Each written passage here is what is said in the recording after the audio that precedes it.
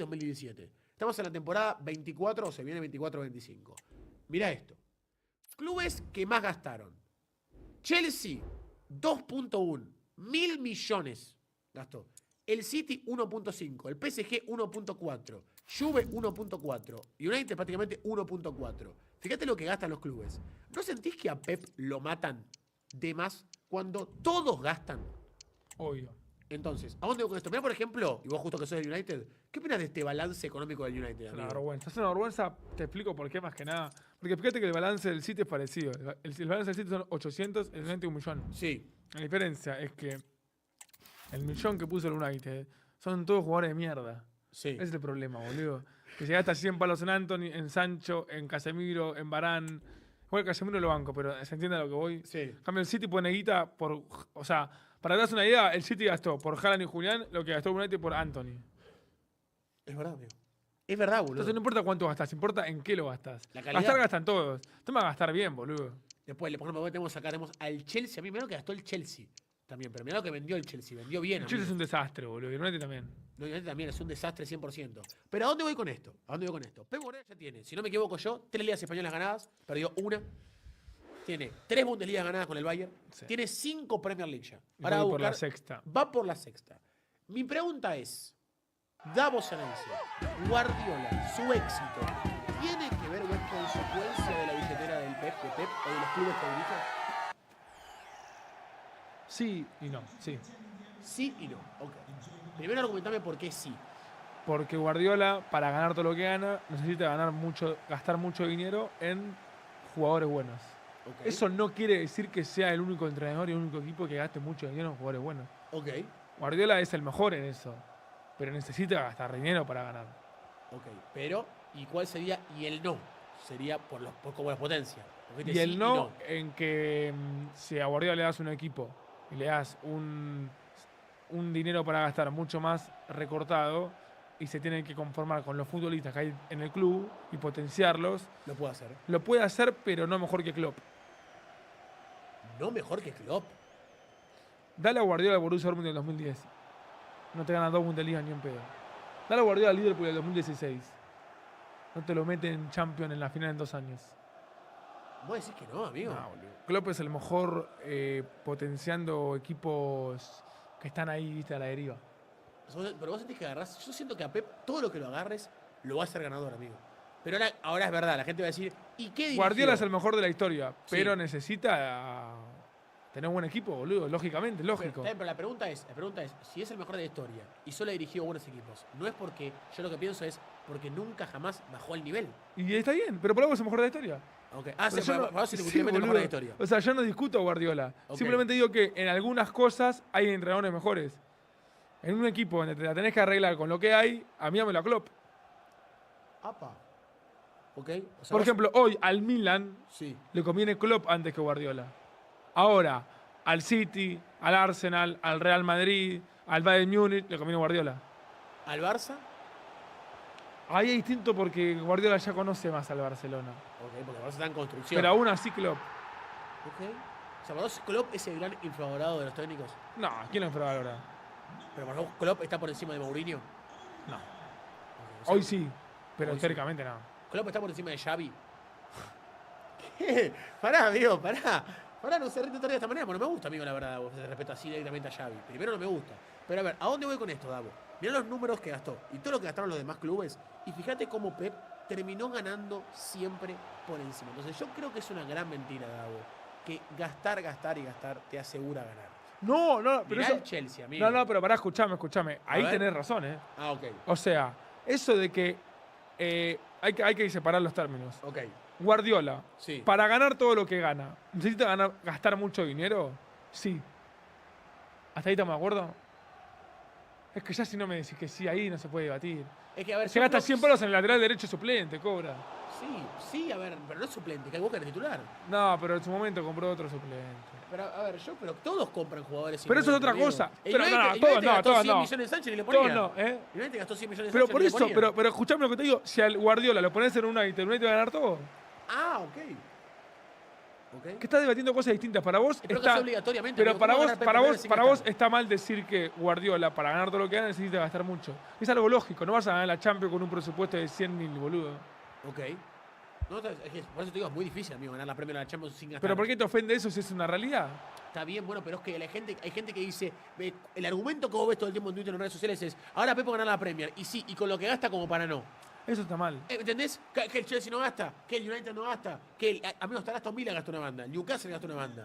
Entonces ese argumento para mí es de dolido. Pero ese es otro tipo de cosas. Yo no te digo que Pep, con lo que gasta, está obligado a ganar todo.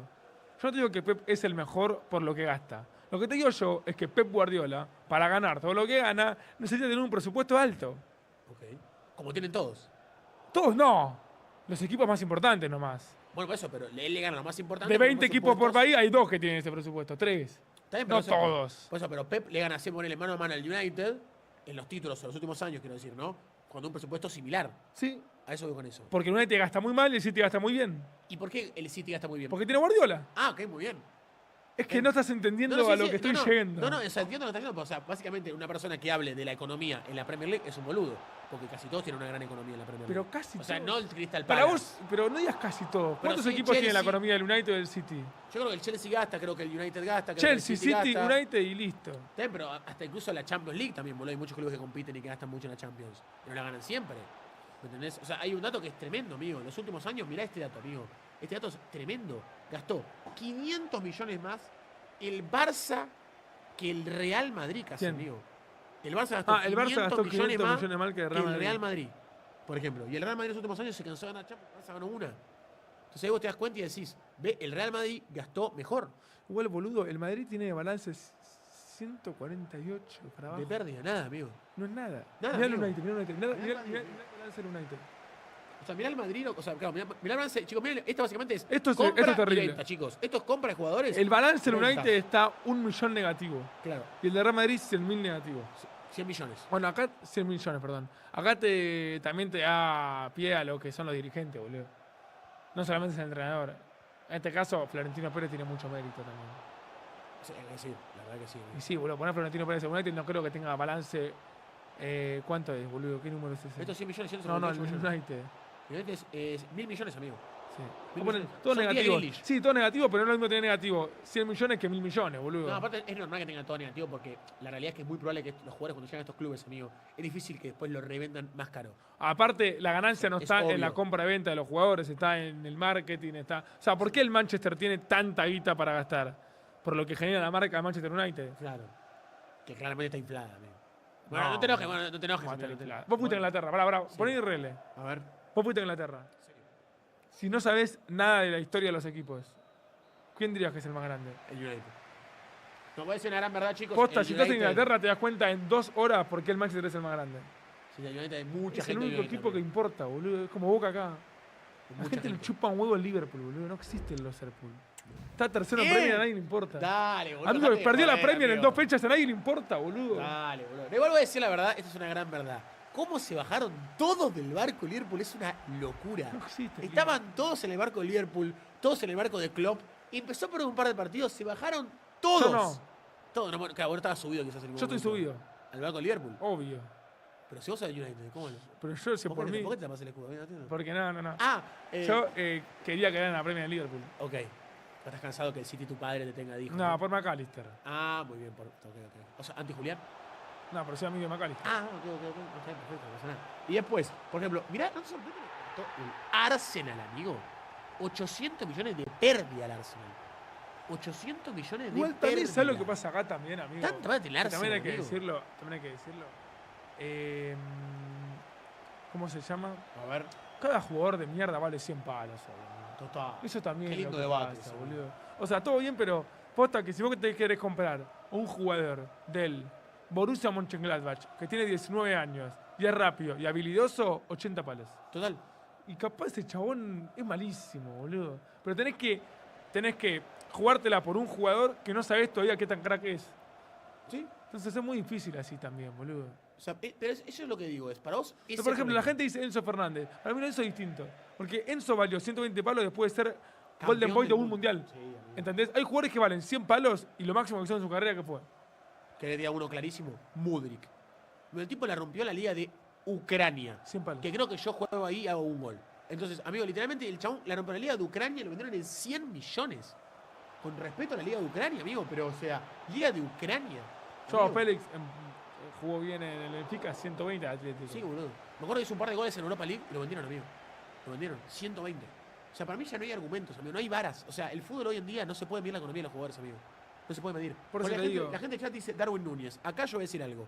Para mí no tan así, te voy a decir por qué. Darwin Núñez valió 80 millones. ¿Pero por qué valió 80 millones? Porque el tipo la rompió en la Champions League. Eliminó al Barça en la Champions. Uno de los clubes más históricos de la historia de la Champions League, amigo. Un club que siempre está en la Champions y siempre pelea por ganarla. Entonces, eliminar al Barça en la Champions League tiene un valor tremendo. No es hacer goles en Ucrania. No te rías, es un facto, amigo, te estoy diciendo. Amigo, eliminar en la Champions League al Barça es como eliminar en la Libertadores a Boca. Es como eliminar en Brasil a un mundial. Entonces, básicamente, se entiende lo que vale. A ver, vos sos, si no bancás mi teoría, sos anti-Darwin. Y Darwin es tu amigo. ¿Qué? Si no bancás mi teoría, sos anti-Darwin. Y Darwin es Yo tu lo amigo. amo a Darwin, pero no consigo lo que está diciendo. O sea, yo te voy a decir algo, Davo. ¿Cuál es el club que más te sirve económicamente para que un jugador se potencie en plata? Vos tenés un jugador. ¿A qué club en El Sudamérica? Borussia Dortmund. No, pero yo mi pregunta es esta. Vos tenés un jugador, vos sos representante de un jugador. Ese jugador en Sudamérica, ¿a qué club tiene que hacerle un gol para que su valor de mercado suba? Y En al City. Sudamérica. No, pero en En Sudamérica. Sudamérica. A un club sudamericano que le tiene que hacer goles a ese club. Boca, River, Flamengo, Ok. En Palmeiras. Europa. En Hoy la en día- Champions, ¿a quién tienen que hoy vacunar en para día- que vos digas? No, mirá quién le hizo un gol. Hoy, Sí. Real Madrid City. Esto. Yo te voy a decir algo, te voy a decir un facto. Goles de Openda al Real Madrid, ay, y yo, Dos. yo lo sigo viendo en el Leipzig. Darwin le hizo al Barça y lo veo en el Liverpool. Pero Darwin no se va al Liverpool solamente por que le hizo un gol al Barça, boludo. La doble vara, amigo. Pero, La doble vara es total, amigo. La doble vara es increíble. ¿vos de verdad crees que Darwin La se doble fue? vara, ¿Vos amigo. de verdad crees que Darwin se fue al Liverpool porque le hizo un gol al Barça? Le hizo dos. 2 goles al Barça. Entonces, boludo, tienen que haber millones de jugadores vendidos. ¿Se queda con un jugador hace 2 goles al Barça? ¿Qué decís? Pelotudo, No, ¿qué decís? boludo, Boludo, entonces, están por pero hacer entonces goles, todos los boludo, juegos tienen ¿qué que haber decís? 80 palos, boludo. No, boludo, no hacen todos Se goles puede al armar Barça, amigo. 80 equipos, boludo. Bueno, boludo. Pero dejate de romper las pelotas. Pero dale, igual me boludo. gusta, amigo, me gusta. O sea, vos sentís que tenía. Es que yo igual, mucha gente va a decir en el chat, y es verdad, tiene sentido. Mucha gente se dice que la inflación también hizo que salgan también los jugadores tan caros. O sea, literalmente la inflación. Que toda la vida sale más caro, por ende los jugadores también salen más caros. Pero esto es en Argentina, todo el mundo la inflación. No creo que eso todo el mundo, amigo, ¿En literal. serio? Creo que hasta el dólar tiene inflación. De Yo verdad. no sé nada de economía, así Yo que no tampoco puedo sé opinar nada. de nada. Pero, Pero por ejemplo, en creo- Inglaterra, en 2010, había mucha menos inflación que ahora. Sin saber, pregunto, ¿eh? Creo que sí hay menos inflación, amigo. Sí, sí. Creo que todo el tiempo hay más inflación. O sea, todo el tiempo Entonces, todo entonces pierde. seguramente sí. Todo pierde valor. Entonces, ¿a dónde voy con esto? Se entiende el hecho de que está todo más caro. Pero antes, por ejemplo, pensá que Cristiano Ronaldo 94 millones. Zidane creo que 75. Y ahora, bueno, Moisés Caicedo 130. O sea, Zidane 75, Moisés Caicedo 130. Cuando lo ves así, ¿entendés? ¿No es un poco fuerte? Y eso que Caicedo es un gran jugador. Pero Zinedine Zidane, amigo, 75 millones. Figo, 70 millones. ¿Entendés? Yo vi un clip tuyo donde me gustó mucho porque coincido, y no solo coincidí con vos. Ok, Vos dijiste que el único jugador que tendría que valer más de 100 palos es Mbappé. Los demás tienen que valer 100 para abajo. totalmente. Coincido. Coincido porque así se pondría mejor el valor en el mercado. Igual tengo una pregunta. ¿Esto es de un tipo que no sabe nada de negociaciones, Ok, ni de mucha guita, ni de nada? ok. Cuando un equipo paga 120 palos por un jugador, ¿no hay lavado de guita ahí? Cuando un equipo paga 120 millones por un ¿No hay un jugador, renegocio entre 3, 4, 5 gordos de traje que se llevan 10 palos de obvio, arriba? amigo, obvio. O sea, 120 palos por Caicedo.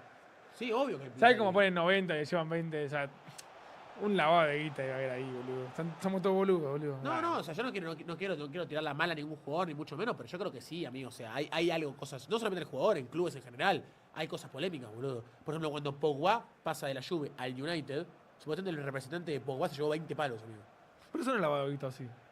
No, pero supuestamente como que inflaron el precio para que el representante se lleve 20 palos, no te quiero decir. O sea, no sé cómo te refieres con lavado de plata, pero o sea, vos decís, básicamente si la plata le va al club, sí, amigo, le va al club. Va a calculo que le va al club, amigo. Pero ahora, fíjate que cualquier jugador vale una locura de plata, amigo. ¿Sabes lo que se hace 1.100 mucho, millones. ¿sabes lo que se hace mucho en el fútbol? Sí, Esto es real. sí. Por ejemplo, un jugador vale, no sé, 100 millones. Sí, Arreglan con el club y hacen todas las negociaciones para pagarle 80 sí. y le pagan 20 para afuera al jugador. Bueno, hay casos, ¿qué caso Bueno, hay ahí hay conocido? hace un montón de casos así. Bueno, hay un caso súper conocido que es el de Neymar al Barça. Bueno, Supuestamente Neymar valió 62 millones, después se le va a decir que salió 97, y después se le va a decir que salió 112, y después, tipo, cada vez más, boludo. Suponete que Neymar haya salido 100 palos, boludo. Del Santos al Barça. mal. ¿Cuánto pagó teóricamente el Barça? 67. Después van a decir que eran 88, después van a decir que eran 92, después van a decir que eran Para, 112. 67 palos en 2012. Sí. Qué Igual crack, para mí Neymar los valía, amigo. para mí valía más, pero hoy en día capaz 100, o sea, ¿cuál va a ser el primer jugador que se haya por 100 palos de Sudamérica? Estamos cerca ya. Estamos cerca. Están cerca, porque son todos brasileños, pero No, bueno, Víctor creo Roque. que Hendrix 70 o no. No sé, en el 70, Víctor Roque, si con todas las cláusulas y todo, también como 81 todo. Víctor Roque, amigo, 81 también, por ejemplo. Pero bueno, puede pasar, amigo. Igual es muy difícil, amigo, 100 palos, Yo igual tuve un debate que le hice hace poco tiempo que yo dije que para mí es imposible que un jugador argentino valga más de 40 millones. Veremos si me equivoco. Es imposible, pero porque está mal el mercado, no porque no puede valerlo. Exactamente. Por el mercado está muy mal, amigo. Tipo, 40 palos, boludo, un jugador argentino es muy difícil, amigo. Es muy complicado. O sea, hay que pelear demasiado para que un jugador valga ese precio, amigo. De verdad. Pero en día es como cualquier jugador todo el tiempo sale muy mal, amigo. El chat se ve en Víctor Roque, amigo. Víctor Roque salió carísimo, amigo. Víctor Roque salió carísimo. Mastantuono, ¿no? Es verdad, porque ahora se dice que Mastantuono va a salir 45 millones. Bueno, y si Mastantuono jugara en el Palmeiras y se llamaría Mastantuño, Sí, boludo. ¿cuánto valdría? No, 90, amigo. 90. Sí, boludo. Eso es terrible, boludo. Sí, boludo. Sí. Sí, 100%. ¿Cuál de lo mismo se quejan los otros países con Argentina? Por ejemplo, los colombianos, ecuatorianos y ellos dicen que si su jugador fuese argentino valdría más. Y yo creo que sí, amigo. Y sí, es verdad, boludo. Yo creo que sí, amigo. Pero es que claramente sí. O sea, amigo. lo que nosotros nos quejamos de Brasil, eso se quejan los demás países Sí, de pero que nosotros. sí, amigo. Este es un jugador boliviano, boludo, que mete 25 goles en la liga. Seguramente ese jugador boliviano se va a vender a Europa por 4 palos, boludo. Y un argentino que hace 25 goles con 18 años lo vamos a vender en 40, boludo. Tampoco 40, pero Bueno, sí, 20. Bueno, 20, pero seguro. ¿Entendés? Entonces ahí vos te das cuenta y decís, amigo, lamentablemente la tiene mucho más difícil. Y bueno, amigo, claramente sí. Alexis, boludo, ¿cuánto se vendió Alexis Sánchez, boludo, al Udinese? ¿Cuánto habrá salido, amigo? No creo que haya salido muy caro. Bueno, el mexicano Edson Álvarez que está en la primera, ¿cuánto vale? No vale tanto, igual, amigo. No vale. Sí, el argentino y el brasileño. También igual, David, que decir algo. El argentino y el brasileño da seguridad económica, amigo. ¿Entendés? O sea, da seguridad del rendimiento del jugador. Bueno, más o menos, pero El argentino. para mí el argentino y el brasileño da más seguridad quizás que otros países, boludo. O vos decís que no. Ah, vos decís que, por ejemplo, si el Manchester City tiene Sí. que comprar uno que se está destacando en Argentina y otro en Ecuador, por ser argentino hay que comprar argentino. Yo creo que sí. O sea, creo que ellos simplemente lo que hacen es repetir un modelo, ¿entendés? Claro. Como hace, Bueno, por ejemplo, con el Brasil City. lo hacen mucho eso. Con Brasil lo hacen, amigo. O sea, para mí lo repiten, simplemente van a ese caso. Obviamente jugadores muy fracasos, que la verdad, obviamente justo el Barça es el club que más compró jugadores fracasados y nunca rindieron, boludo. ¿Qué crees que te diga? Che, ¿cómo la tiene la gente con Enzo Fernández? Lo odian, boludo. O sea, Enzo es muy odiado por los que no son argentinos en Sudamérica. Pero es que, boludo, para mí la gente dice que eso está inflado. Yo te voy a decir algo, y lo dijiste vos ya antes. A mí el tipo fue balón de oro, o sea, balón de oro juvenil Golden de un Boy. mundial. Golden Boy de un mundial. O sea, ¿qué más querés que haga? O sea, ¿qué más puede hacerte que seas caro que no sea eso? Es que para mí hay un montón de jugadores que valieron lo que valió Enzo y que hicieron mucho menos que Enzo. Ser Golden Boy de un mundial es algo muy eso te complicado digo, de amigo. conseguir. Por eso digo que es muy complicado y es difícil poder medir el precio de un jugador, y sobre todo si lo hizo en un mundial, amigo. Y ya pone Golden Boy merecido, y si no es Enzo, ¿quién lo merecía? Sí, obvio, boludo. Recontra merecido. ¿Quién lo merecía? Colomboani, boludo. ¿Quién lo merecía, chicos? Están cargando. ¿Quién merecía, boludo, el premio? El mejor jugador joven del mundial. Uno puso, amigo, pero no vale 120 palos Enzo y soy argentino. ¿Sabes cuál es el tema, amigo? Que hoy en día un futbolista joven que la rompe en un mundial vale 100 palos. Es así el mercado hoy en día. En el próximo mundial, 2026, el pibito de 20 años que sea figura va a salir 100 palos. Esto va a ser así, boludo. ¿Qué crees que te diga? Son los precios hoy en día. Gracias, Esteban, por azul. Te quiero mucho, amigo. Muchísimas gracias. Es crack. Eso solo que en el Chelsea es un caos. Eso es verdad igual, amigo. El Chelsea es un caos. Yo dije que para mí eso tenía que esperar al Barça, amigo. Si esperaba al Barça, Enzo le rendía mejor, amigo. No te pongas mal, Davito, pero si hubiera esperado al Barça era mejor, boludo. Era mejor. Pero bueno, está bien, amigo. Todos los jugadores corren atrás del dinero, amigo. ¿Qué querés que te diga? Si hubiera esperado un poquito más, amigo, era una posibilidad. Hoy en día, ¿qué da más seguridad para un jugador? ¿Ir al Barça o ir al United? Ah, mira el Barça. ¿Da más seguridad? Sí, boludo. Amigo, yo soy. ¿Cómo se dice? Sí, Tuve la charla una vez con un futbolista sí, que sonaba para el United sí, y sonaba para otro equipo. sí. Me preguntó, ¿qué onda? ¿Qué hago? Le dije, yo me muero de ganas que vengas a United, pero sinceramente, o sea, no me dijo qué hago. Tampoco va a seguir por mí. Obvio, obvio. Pero viste, me dijo, vos que sos United, ¿qué pasa? Para joderme, me preguntó, para mí. Obvio. Y le dije, el United no te da la garantía de nada hoy en día, lamentablemente. Sí. Y bueno, no, pero no por mí, güey, no por mí. ¿Te imaginas que yo caiga un fichaje del United? No, o vos generabas uno, amigo. Te voy a contar al jugador, che, ¿sabes que tengo ganas de cerrar algo? ¿Cuándo vos salís y va a hacer un fichaje para Boca Juniors, amigo? ¿Cuándo Davo va a generar un fichaje, amigo? Va a ¿Para ser un Boca? trending en Twitter y un jugador va a llegar a Boca. ¿Tuviste cómo hizo Suárez con Nacional? Los hinchas con Nacional, vos sabés así, amigo, no sé. ¿Entendés? ¿Qué jugador te gustaría que juegue en Boca, Davo? Viable. Viable, ¿eh? Torreira Boca. Me gustaría mucho. Bueno, con el Torreira lo bastante yo. A mí me seguiste en Torreira, yo no sé me enteré. Sí, boludo. pero ¿Qué era Torreira? no puede todavía. Ok. No tengo un contrato, muy difícil sacarlo allá. Paredes. Tengo que volver solo. Bueno, Dybala, boludo. Dybala Boca. Sí. amigo. Dybala Boca, boludo. Sí, me encantaría, boludo. Me encantaría. Así que si arrancamos todos los días, boludo. No sabes lo que me encantaría ir a la Bombonera que juegue Dybala, boludo. Sería Dybala. algo, un regalo de Dios, boludo. O sea, ¿Sabes Dybala. la calidad que tiene Dybala? ¿Qué tan viable es Sergio Ramos en Boca? Creo que me chupa vos, Sergio Ramos. Realmente te chupa 3 huevos. Nah, prefiero que venga. Dale, pero va a tampoco hacerte. que me vuelve loco. Nada, prefiero que venga Dybala. Ven que gana Dybala. Ok. Me gusta, amigo, me gusta. Todavía me acuerdo la vez que te hice la pregunta que te dije, ¿cuántos jugadores da de Boca porque juega Mbappé? Y vos dijiste, todos, literal, Sí, amigo. boludo, Mbappé, hijo de puta. Todos, amigo, todos. Sinceramente, esto, Gabo, quiero que vos me digas, porque ya hemos finalizado la tier list y gracias a toda la gente que la vio. Un abrazo grande para todos. Suscríbanse al canal y dejen también sigan a Davo, se dice que es un crack total. Davo, ¿por qué te pones tan nervioso cuando hablamos de Román, amigo? ¿Cómo? ¿Por qué te pones como a la defensiva cuando hablamos de Román? Dígame el chat si opina. Tengo una teoría. Davo es un tipo que le encanta hablar de fútbol serio y también le gusta joder, que eso me encanta. Pero le hablas de Román y ya automáticamente se empieza a poner serio, agarra el micrófono, se pone, traba los hombros y ya automáticamente como que te pones incómodo. Te calentás cuando alguien te dice, por ejemplo, ¿qué te jode más? ¿Boca jugó mal o Román no rindió? Es que si Boca jugó mal y Román sí rindió, o sea, a mí me jode que mientan, básicamente. Si vos me decís que Boca jugó mal y Boca jugó mal, yo no me voy a enojar. Ok. Si vos me decís que Román no rindió en el Barça, yo no me voy a enojar. Ok. Ahora, si me decís que Riquelme no rindió o no fue jugada maestra en el Villarreal, Sí. No, pero no sé, yo sé, no, o sea, obviamente no te conocí en esas épocas. Me gustaría verte en un partido, viendo a Boca, que Boca pierda y ponerle que Román no juegue bien. Si vos serías capaz de criticar a Román como jugador. criticar o no, sí decir que jugó mal. O sea, no es para criticar, me refiero a decir jugó mal, eso Sí, quiero sí. decir, sí, o sea, criticar su rendimiento, esa es mi palabra. ¿Ustedes qué opinan, chicos? Vamos a ponernos en un escenario, Davos le dice 2012. Ustedes dicen que Boca pierde. Sale a decir, o sea, o dice, che, Román la verdad no jugó bien. Los pases que Sí, dio, boludo. no dio buenos pases, se notó mal. ¿Qué opina el chat, amigo? Es imposible que un jugador juegue en todos los partidos. A mí me pasa con Messi, boludo, que me cuesta, amigo, reconocer, Reconocer bastante me cuesta mucho, amigo. Me cuesta mucho poder agarrarlo, ¿qué crees que te digo? A ellos dicen, ni en pedo le dice algo. Eso para vos te parece una mentira absoluta, ¿no, Davo? ¿Las sirenas que son? ¿Gente de tu chat, Davo, que dicen que estás robando? No lo sé. Ah, porque las sirenas que aparecen todo el tiempo como que roban, amigo, no entiendo.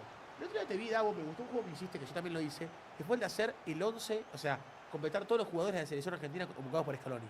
Sí. Pero no lo completaste vos, no lo terminaste. No, Yo tampoco, amigo. lo completé todo, pero con mucha No. ayuda del chat. Ah, claro, y bueno, como generalmente sos, El chat chorro. me tiró como 20 jugadores. Dale, boludo, dejate de joder, amigo. Estuvo muy bueno, sinceramente. Estuvo muy, pero muy piola. Muy piola, sinceramente. Yo también lo hice y me quedé también en 20 y pico jugadores que no llegué a terminar ni en pedo, amigo.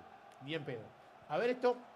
Uno preguntó una cosa. Cobra y Davo, ¿qué piensan del término One Season Wonder? Caso Kvaratskhelia. En mi opinión es una boludez bárbara y la gente lo piensa por estar mal acostumbrados por Messi y Cristiano Ronaldo. Que tuvo 15 temporadas tops, antes de ellos era algo normal. O sea, básicamente que se habla mucho de un jugador por una sola temporada decente. Eso sentí que siempre fue así. Simplemente que ahora se critica eso por el hecho de Cristiano Messi, como dice acá el amigo Aaron. Puede ser. Es que casi todos los jugadores igual amigo, tienen una temporada muy buena y se empieza a hablar todo el tiempo de ellos, amigo. O sea, creo que es parte de, no sé, yo lo entiendo así, amigo, ¿qué querés que te diga? ¿Te jode porque pongas las cosas así? ¿Te joden verte No, para compradito? nada. ¿No te jode? Lo Es raro, para ¿sabes qué? saber Para cosas. mí re flashero mal. ¿Qué, amigo? De que seguramente. Sí, ¿Cuál fue la mejor temporada de Kvaratskhelia? La de 2020. la Serie A del Napoli. Pero por eso, 2022/23. Sí.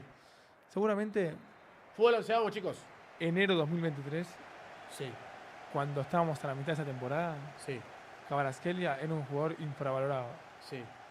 Y un año después es un jugador sobrevalorado para la gente. Eso es re loco, boludo.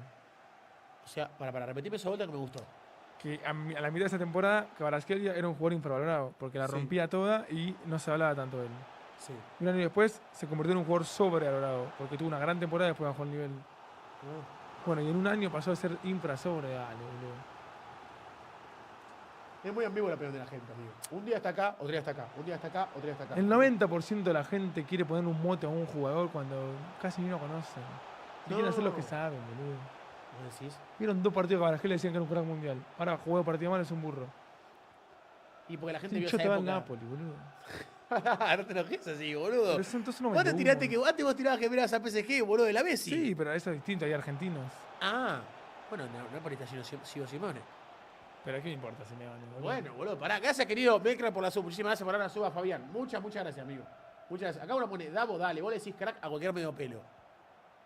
Nah, ¿Esa mentira? sí. Esa mentira, ok, me gusta, amigo, me gusta. Es que nadie ve Serie A y menos Napoli. ¿Qué opinas, Davo, de la gente que le dice nene Premier? O sea, que es como tipo solo Premier, solo Premier. ¿Vos te considerás hoy un nene Premier? No, pero. O sea, me mirás gusta mucho Boca, la pero Premier. Sí, Sos un semi-nene Premier. sí. Ok. Estoy ahí casi. Un día me acuerdo que vos comentaste algo en Twitter que veo como que te salieron a matar. Que fue cuando vos dijiste Lo de Leao. que Rafa Leao dé el salto a la Premier League. O del salto, ¿cómo dijiste? Que dé el Sí. salto a un grande. No sé cómo fue tu frase. A ver, para mí lo que pasó ahí, ¿querés buscarlo si querés? A ver. Dame, dejamos buscar a mí. Para, poner lo que está mostrándome. No, poner lo que está mostrándome. Mira lo que me muestra, boludo. La profe de Julián es un Pero pelotudo. esperá, boludo, pero que quedó justo ahí, amigo. Pero porque quedó justo ahí. Digo, Amigo, quedó justo ahí, ¿querés que te diga? A ver, buscá, dale. Fueron. No. A ver. JRR arrasaría. Esto fue lo que pasó, bro. A ver, amigo. Mira, Davo comentó re tranquilo. Sí, 3 millones de Pero ahora personas lo vamos a- ahora mataron, vamos a amigo. analizar. Lo mataron, amigo. Golazo de Rafa Leao contra la Roma. Sí. Yo comenté. El tiempo nos dirá si su decisión de quedarse en el Milan fue correcta o no.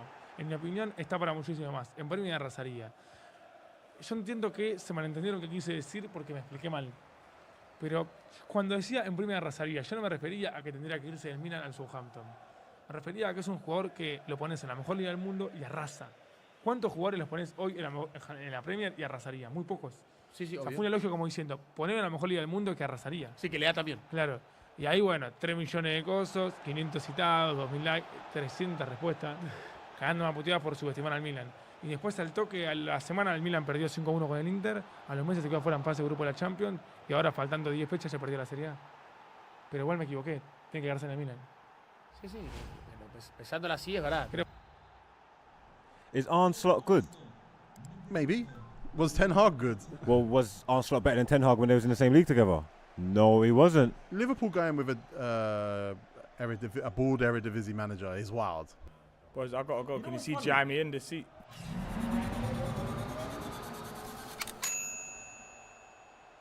I love you guys, man. We should hang out more.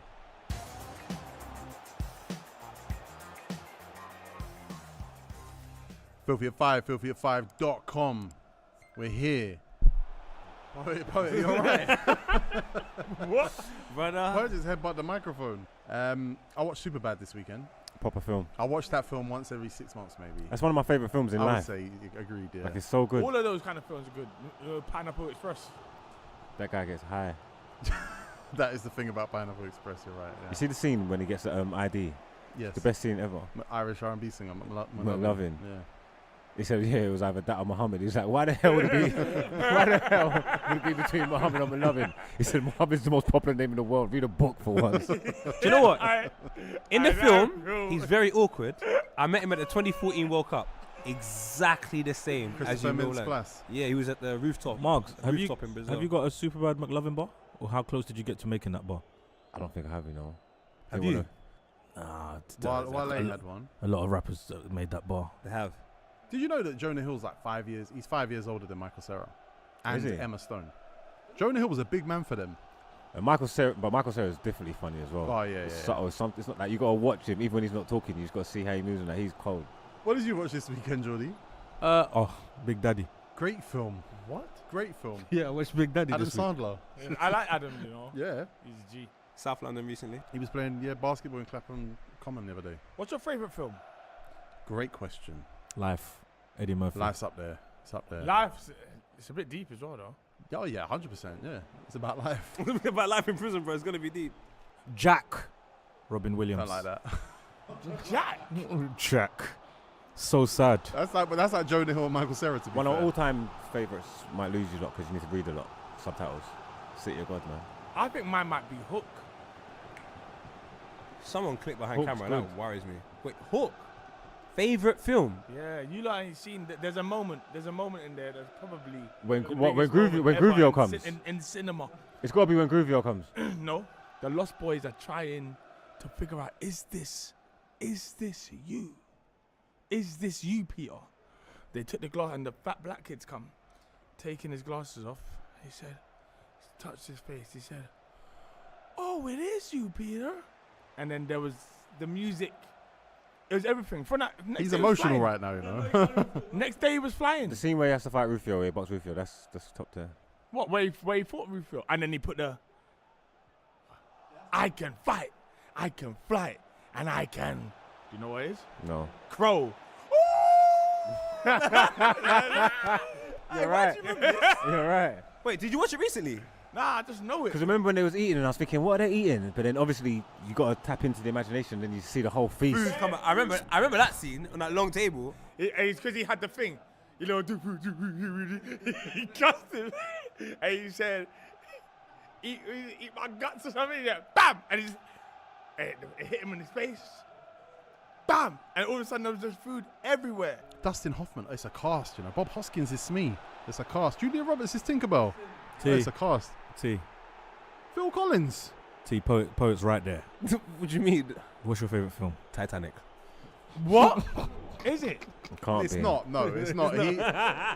He said that on a podcast once, and I've never forgot it. And I think it's a shocking thing to say. What a horrid film. He just drew for it, and he said, "Titanic's my favorite film because it's got highs and lows." I was definitely not being serious, but let's just. The highs are big and it was volatile because the highs are so big. Okay, what's your favorite trilogy?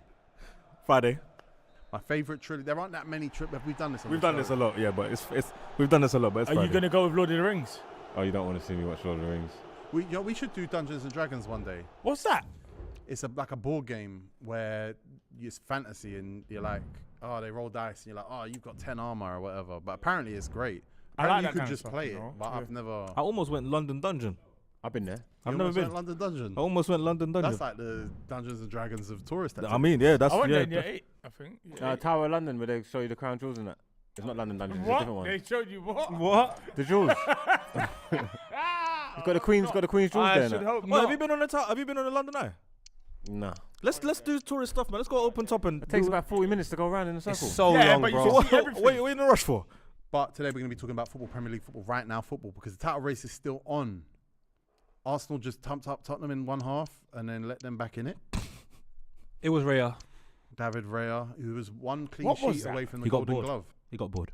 To get intercepted, for a goalkeeper to get intercepted by a centre back though, oh, He's That's trying ugly. to, bro. He got bored. He got bored. He got no like challenges and thought, you know what? I got this. He was feeling himself. Yeah. but the win's the win. The win's a win.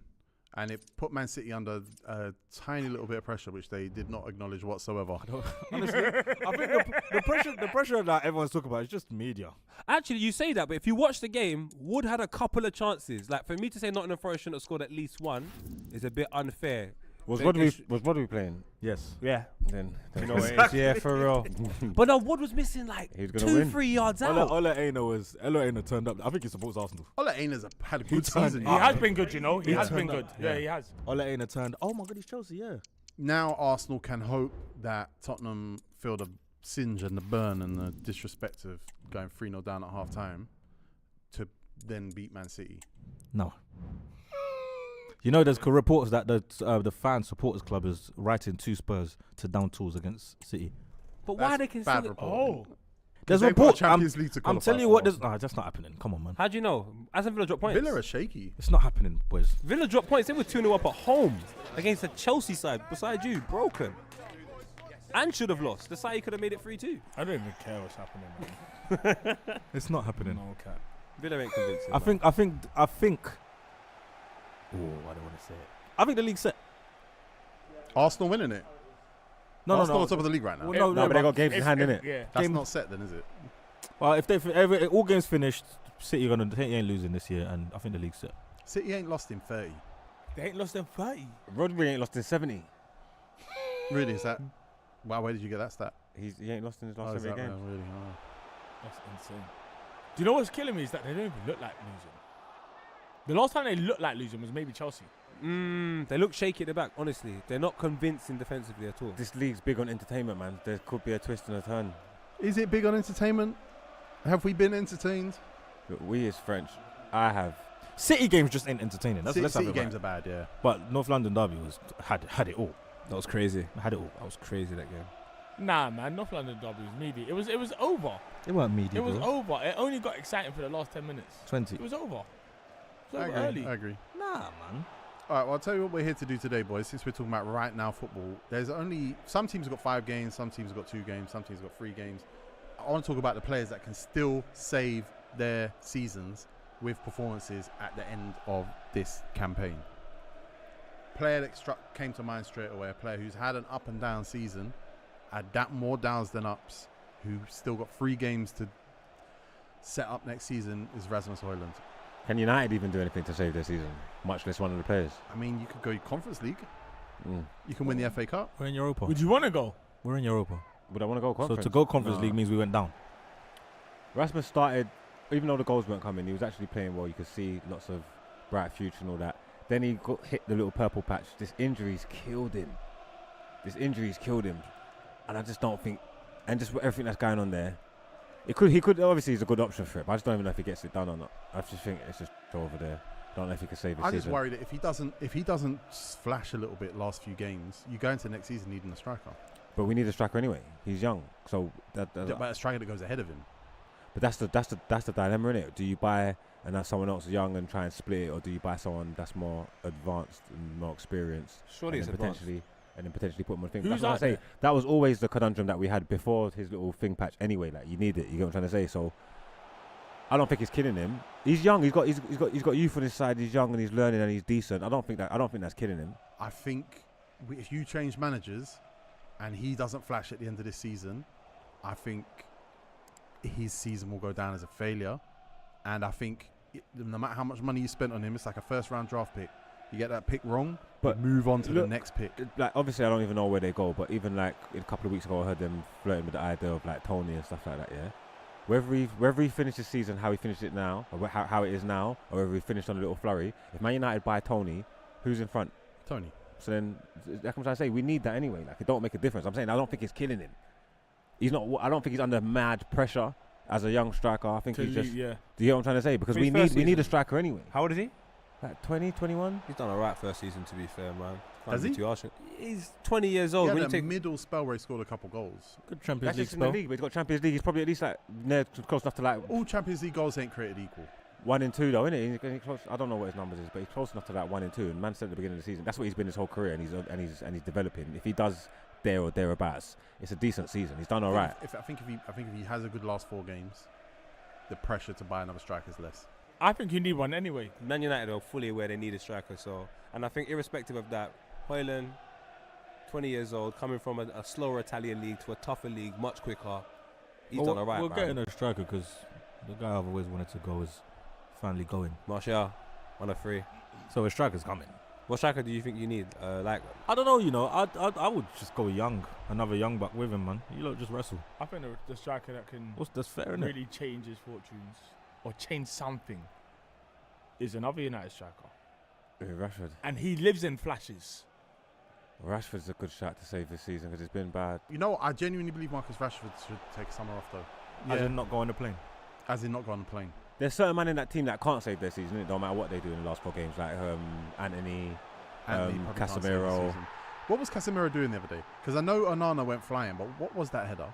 That's That nonsense. cushioned header back to Burnley. Onana. Yeah. I didn't watch it. It looked like 2 teams on the same level got playing at each other, if that makes sense. Like you didn't know what was going to happen. It wasn't from a far distance. You couldn't tell who was who. Like they was really in that game. They really like Do you made it think difficult. Ten for us. Hag can save his season? Oh, no Ooh, chance FA in Cup. hell. Nah. They set precedent already. We sent LVG home packing with the FA Cup. It's not enough. can I ask you a question quickly? A quick sidebar. If you don't get an experienced striker, because because I watched bits of that game. Bruno was fantastic again. Do you feel like you lose someone next season if Bruno doesn't have a more experienced striker in front of him that can just be a little bit more cutthroat in front of goal? Do you reckon Bruno goes, I can't have all of these youngsters every minute and missing chances? Try and move on. Try to move on. Yeah. I He hasn't don't won know, anything. man. The law of United, obviously they're going through the mud, but it's still there, you know. We're still a thing. We pay big bucks and all that. Like, leaving United's not easy. It's not a lot of people don't decide that that's what they want to do. It's not, obviously it's happened, but I'm saying I think he'll be all right. And obviously with everything that's going on in the background with Ineos and that, they're showing their intentions. Why would he leave now? I tell you who can save his season in the last 3 games, and he might have to. Mohamed Salah. I'm hearing he's staying I now. don't know what he said. I think he was always staying, but I think I think he might have changed his mind. Is Arne Slot good? Maybe. Was Ten Hag good? Well, was Arne Slot better than Ten Hag when they was in the same league together? No, he different wasn't. Different resources. Dutch and Bold. They was both there at the same time. No, but he's coming to a better infrastructure though. Liverpool going with a board Eredivisie manager is wild. Like you're Do asking you for know it. what? I am actually shocked they've gone here. I'm actually shocked. Optics wise, it's crazy. I heard they went for the Sporting guy, and then the Sporting guy tried to do a scare tactic, going to West Ham, having a chat with them, and it went bad. Well, no, I And now he's apologising to his fans. A lot of the analysis was that he's not anything like a short-term fix. Is there a manager that can change his season? There is a manager that could change his season. Poch. If Poch gets Europe, he's changed his season. I don't want him to change his season. There was warning signs coming there, yeah, because remember, Ten Hag never got the Spurs job. He went and he interviewed for them, and the reason why they said they never give it to him is because they said like he never had no charisma and that. Right? That's mad. Huh? Yeah, they weren't rating it. So I'm Ten trying They Hag? weren't rated his vibe at all. That's why he didn't get the Spurs job. So I'm trying to say, do we know anything about Arna? Because I feel like you need to be a proper character to go behind Klopp. Has he got it? Mourinho can easily come back to the Premier, no? What, Liverpool? No. I don't- Any. Come back and do what? Show charisma. Saturday night football, bro. Charisma. Will you take him back at Chelsea? Do charisma. Do you know how football is now? Boy, charisma. wait. Would you take him back at Chelsea? Current circumstances, maybe, you know. As a short You term. are mugging Poch, you know. I think he's doing a good job over there now. I think he's No, getting together. I'm not saying this is all Poch's fault. I'm saying this is our things burnt from way above Poch. Like Poch, there's only so much he can do. But Mourinho at least won't have it. Well, then he gets sacked because whenever he doesn't have it at Chelsea, he just gets sacked. I need change. I can't have the same people at my team. No, I get it, but that's not change. You've had that twice already. So what should we do? What do we do? Is there a Chelsea player that in 3 games you reckon could change what happens to them this summer? Nicholas Jackson. I think he's had a good He's season, good, man. He's good. He's not.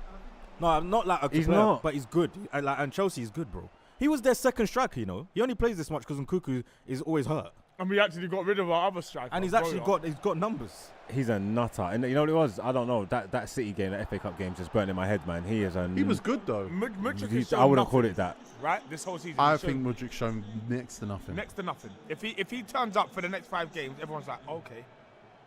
Can he save it in 4 games? I think he's shown enough. I think half of this Chelsea team need to save it in 4 games. That's what I say. That's why I said Jackson, because if Jackson gets it together and he turns up for these last 4 games, then I'll start to believe what you're actually trying to say. Scored more goals than Højlund, didn't he? That's got nothing to do with it. I'm going to talk about Højlund. Jackson's trash as far as I'm concerned. No, but like man. Jackson's, bro. If we're talking about Chelsea, he's looking at the rest of them saying, "Bro, I'm cool." Yeah. No, if I'm talking about Chelsea, that's not what you want. You're going to need to replace. You know what? It's just my opinion. You need to replace him. That's not what you need. It's not what We you had need. Walker worried. Walker, you should have seen what he done to Arsenal. What he done to Gabriel was embarrassing. If that's what you are sticking, Embarrassing. but I'm of the opinion that he needs them 4 games to change my mind. If that's what you are sticking Bro, with, I ain't that's worried their about you, second though. striker though. That's crazy. I'm That's confused. their Why, so why second don't you like striker. him? He's not a number 1 striker. He was meant to be the support striker, and Oh, every so who's centre the back knows he's playing. So who's the number 1? And Nkunku, and he's injured. Well, what I'm trying to say is, if he finishes strong, slams out goals for the last 4 games, he might make a case to be the lead striker. Nah, might prove that never. he can actually do it. Never. I hear it, because he's going to be under pressure this summer. Yeah. Because they're going to want a goal scorer. But it is worth mentioning that he has outscored like Gabriel Jesus and Højlund. We knew Jesus wasn't going to score like that. Højlund. Only Arsenal fans didn't. Højlund. Højlund got injured. You're forgetting he got injured. How long is he out for? I don't know, but he ain't had a shot on target. He ain't had a shot on target since he come back. He got a goal the other day, like. All it was most completed passes to him. The only complete passes to him in the Burnley game was Onana, 4 passes. Yeah, it's sick. He's not even getting the ball. Paul, have you got an Arsenal player that could save your season? Who needs saving? I don't think anyone can save their season now. What's your lot's opinion on Havertz, really? Because I can't tell. I love Havertz. They hate him, who's but they? he's forcing them to like Who's him. they? Now you have to listen when we was telling you that he's vital to what Arteta wants and Who's the way you that they talking to when play. you said that? Just all the Arsenal fans. You Oh, hated fair him. You all hated him. Not Let's me. have it right. No, he loves donkeys, isn't it? Huh? He loves donkeys. As in, he loves donkeys. Yeah. As in, he buys donkeys. So what's the point here? Because he's top of the league and you are where? I'm just saying, like, we could still have the same season, guys. And we're nothing. Nothing. Yeah, but that means we still use our passports next year. It's definitely not the same season. It's not the same season at all. Definitely not the same. I mean, essentially, no, it's not. It's The not. same season. not even a trophy party, not even a Wembley turn Bro, up. you It's lost the League Cup final to a Liverpool side. Bro, I didn't recognize like 7 of the first team players starting, bro. Yeah, Like, and you come had on, them on bro. the Just you had allow them on it. the ropes too. You've had a bad season, man. But you would have had a good season with nothing to show for it. That's what's killing me. I'd rather just have the bad season. But you're just looking at it like the way that any ignorant football fan would look at it. If you look at it properly, you would know. all football you would fans are rather be an ignorant. Arsenal fan than be a Chelsea fan right now. You've got nothing to show for all your goodness. Like, you lot are sick, nothing to show for it. But you're looking at trophy-wise, right? Yeah. Okay. So what's your future as a Chelsea fan? Because as future as an It Arsenal fan looks changes. good. It just changes. Oh yeah. You see this new ownership, you have no clue what it looks They're like. moving changing. forward. Top only stepping down 2025. Are you stepping out? No. Who's stepping out? I'm figuring that out now. I'm thinking Mourinho could come back. Would you take him back on a good I would. sitting team? Right now, I would. I'm desperate. I'll take anything. Okay, what about Partey? At some point, you don't talk about Partey moving on and stuff like that. Thomas Partey is a player that could probably say he's had games. I don't think he's played that well. Against Spurs, he was all right. First half, he made good challenges. His distribution's nice and smooth. Better pass through the ball. As it stands, Cold. is he moving on in the summer? I don't think so, you know. Cesc came out and said, Cesc. Cesc. I know, I was thinking about Cesc as a manager. It's cold though. Arteta came out and said he wants to keep him. Like he's missed him. So I don't know if Arteta Then usually he can does use these this. four. He can use these 4 games to prove his worth. I think he's been playing. I think well. yeah, I don't think he has to prove his worth. Not the way he was spoken about anyway. I think there's other players like Zinchenko and Jesus that definitely need to start doing something because Smith Rowe. Smith Rowe. Smith Rowe's got to do something to prove he's an Arsenal player next He year. ain't got, surely. I don't think the 4 games gets it done. I don't think it's enough right, time. Yeah. He ain't even gonna play in the 4 Yeah, games. there's It don't matter. no space. We're There's just no space for him. It's true. He's cooked. The people lie that. Why allow that? Why? No, wait. Why allow that? Injuries, man. Injuries. Bro, I can't with these Arsenal fans, man. So should he have made that Villa move at the time? If he made the Villa move, what does his career look like today? In hindsight, yeah. But you wouldn't, do you know who Captain Hindsight is? Go on. From South Park. Yeah. And he always pulls up after. Yeah, lets you know all your lessons. Like he said, you should have done that. That house burnt down because you left the stove on. Like he's sick. Boys, Jack Grealish, save your season? There are reports that he's probably one that will move on this summer. I was thinking more Jeremy Doku save his season. Nah, man. I think they're all good. I think they just. No, they're all good. They maybe just like, as in, I don't even think they need to save their season. I just think like they're all just considering different options. I haven't been paying attention like that. Has Jack been injured at any point or anything? Not really. No, they didn't play him at the first half of the season, really. Pep would want to keep both because that's the that's the difference in player you want. Like that's the combo you want true, as your it's true. left I think wingers. losing to Real Madrid and the title race going down to probably last game means Pep Guardiola will make a couple of savage choices this summer. Yeah, but he and can't left win wing's it by probably 20 one of them. points. And like people have figured him out and how good City are now. I just think that summer transfer window, Núñez, Gvardiol and Doku, that's probably an expensive window that he's looked at and gone, one of them, only one. Yeah. So I think he probably has to be quite savage in his. Who's the one? Gvardiol's been class. I think Doko's been alright. No, Doku's been alright I don't too. think Pep thinks that. Yeah, but it's not. It's not his type of It's player. not. It's not a cutthroat as he's going though. No. I think the senior players. are Because gonna I think the gun's aimed more at Jack. I'm afraid to say. yeah, that's what it looks like. at The the thing moment. is, Pep always just wants to create this like the perfect player, like as in, even Doku's looking like a robot. yeah, Would they ever let Jack get out of City? Where would he go? Just go back to Villa, man. No, he's not doing that. Why not? He's got a taste of the big time. He's in Manchester. so you're saying Manchester's better than Birmingham? Which one's the second city, Manny or Birmingham? No, Manchester is the best city in the world. Well, Yeah. I'm just saying, Manchester is a holiday destination. It's a utopia. They should do package holidays. It's a utopia. Get United then. Yeah, I think maybe the clubs could sort it out and go United. Oh, that's what he's going for. That's what he's gunning for the whole way. That works. You get Enzo Fernandez is under a bit of pressure. I don't. Not for me. Because I love his passing range, but then I'll like it for like 14 minutes of a game. And then I'll be like, what is he doing? I saw him in hospital bed. So that proves that's he gave us reasoning why he's been stinking the place up. But I don't think he's been stinking the place up. You see, well, you're forgetting what he has to kind of give the ball to. And if it's not Cole Palmer, then a lot of times it's just coming back in another wave. Like imagine getting your head up and giving the ball to Mudryk, knowing there's 80% chance this ball's going to turn over right now, and the other team's going to have possession. Like that's actually what happens. Like, but I don't think I thought he was going to be a little bit better in defending transitions than he's been. I think they've been moving him all the way around. In a 6, then he's in the 8, now he's more advanced. But Conor Gallagher, when the ball's loose, Conor Gallagher's on it. But he hunts the ball. That's his personality. Like, yeah.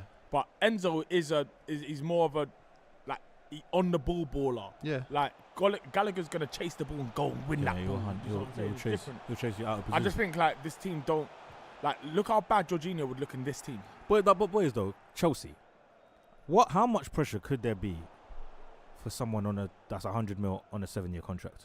They're all how can he go? On a 7-year How can he I go? don't think it's a question of that. I think it's more so a question of is he the automatic name on the team sheet next year? Because I look at like Nodi Madueke, right? He's had a really good end to this season.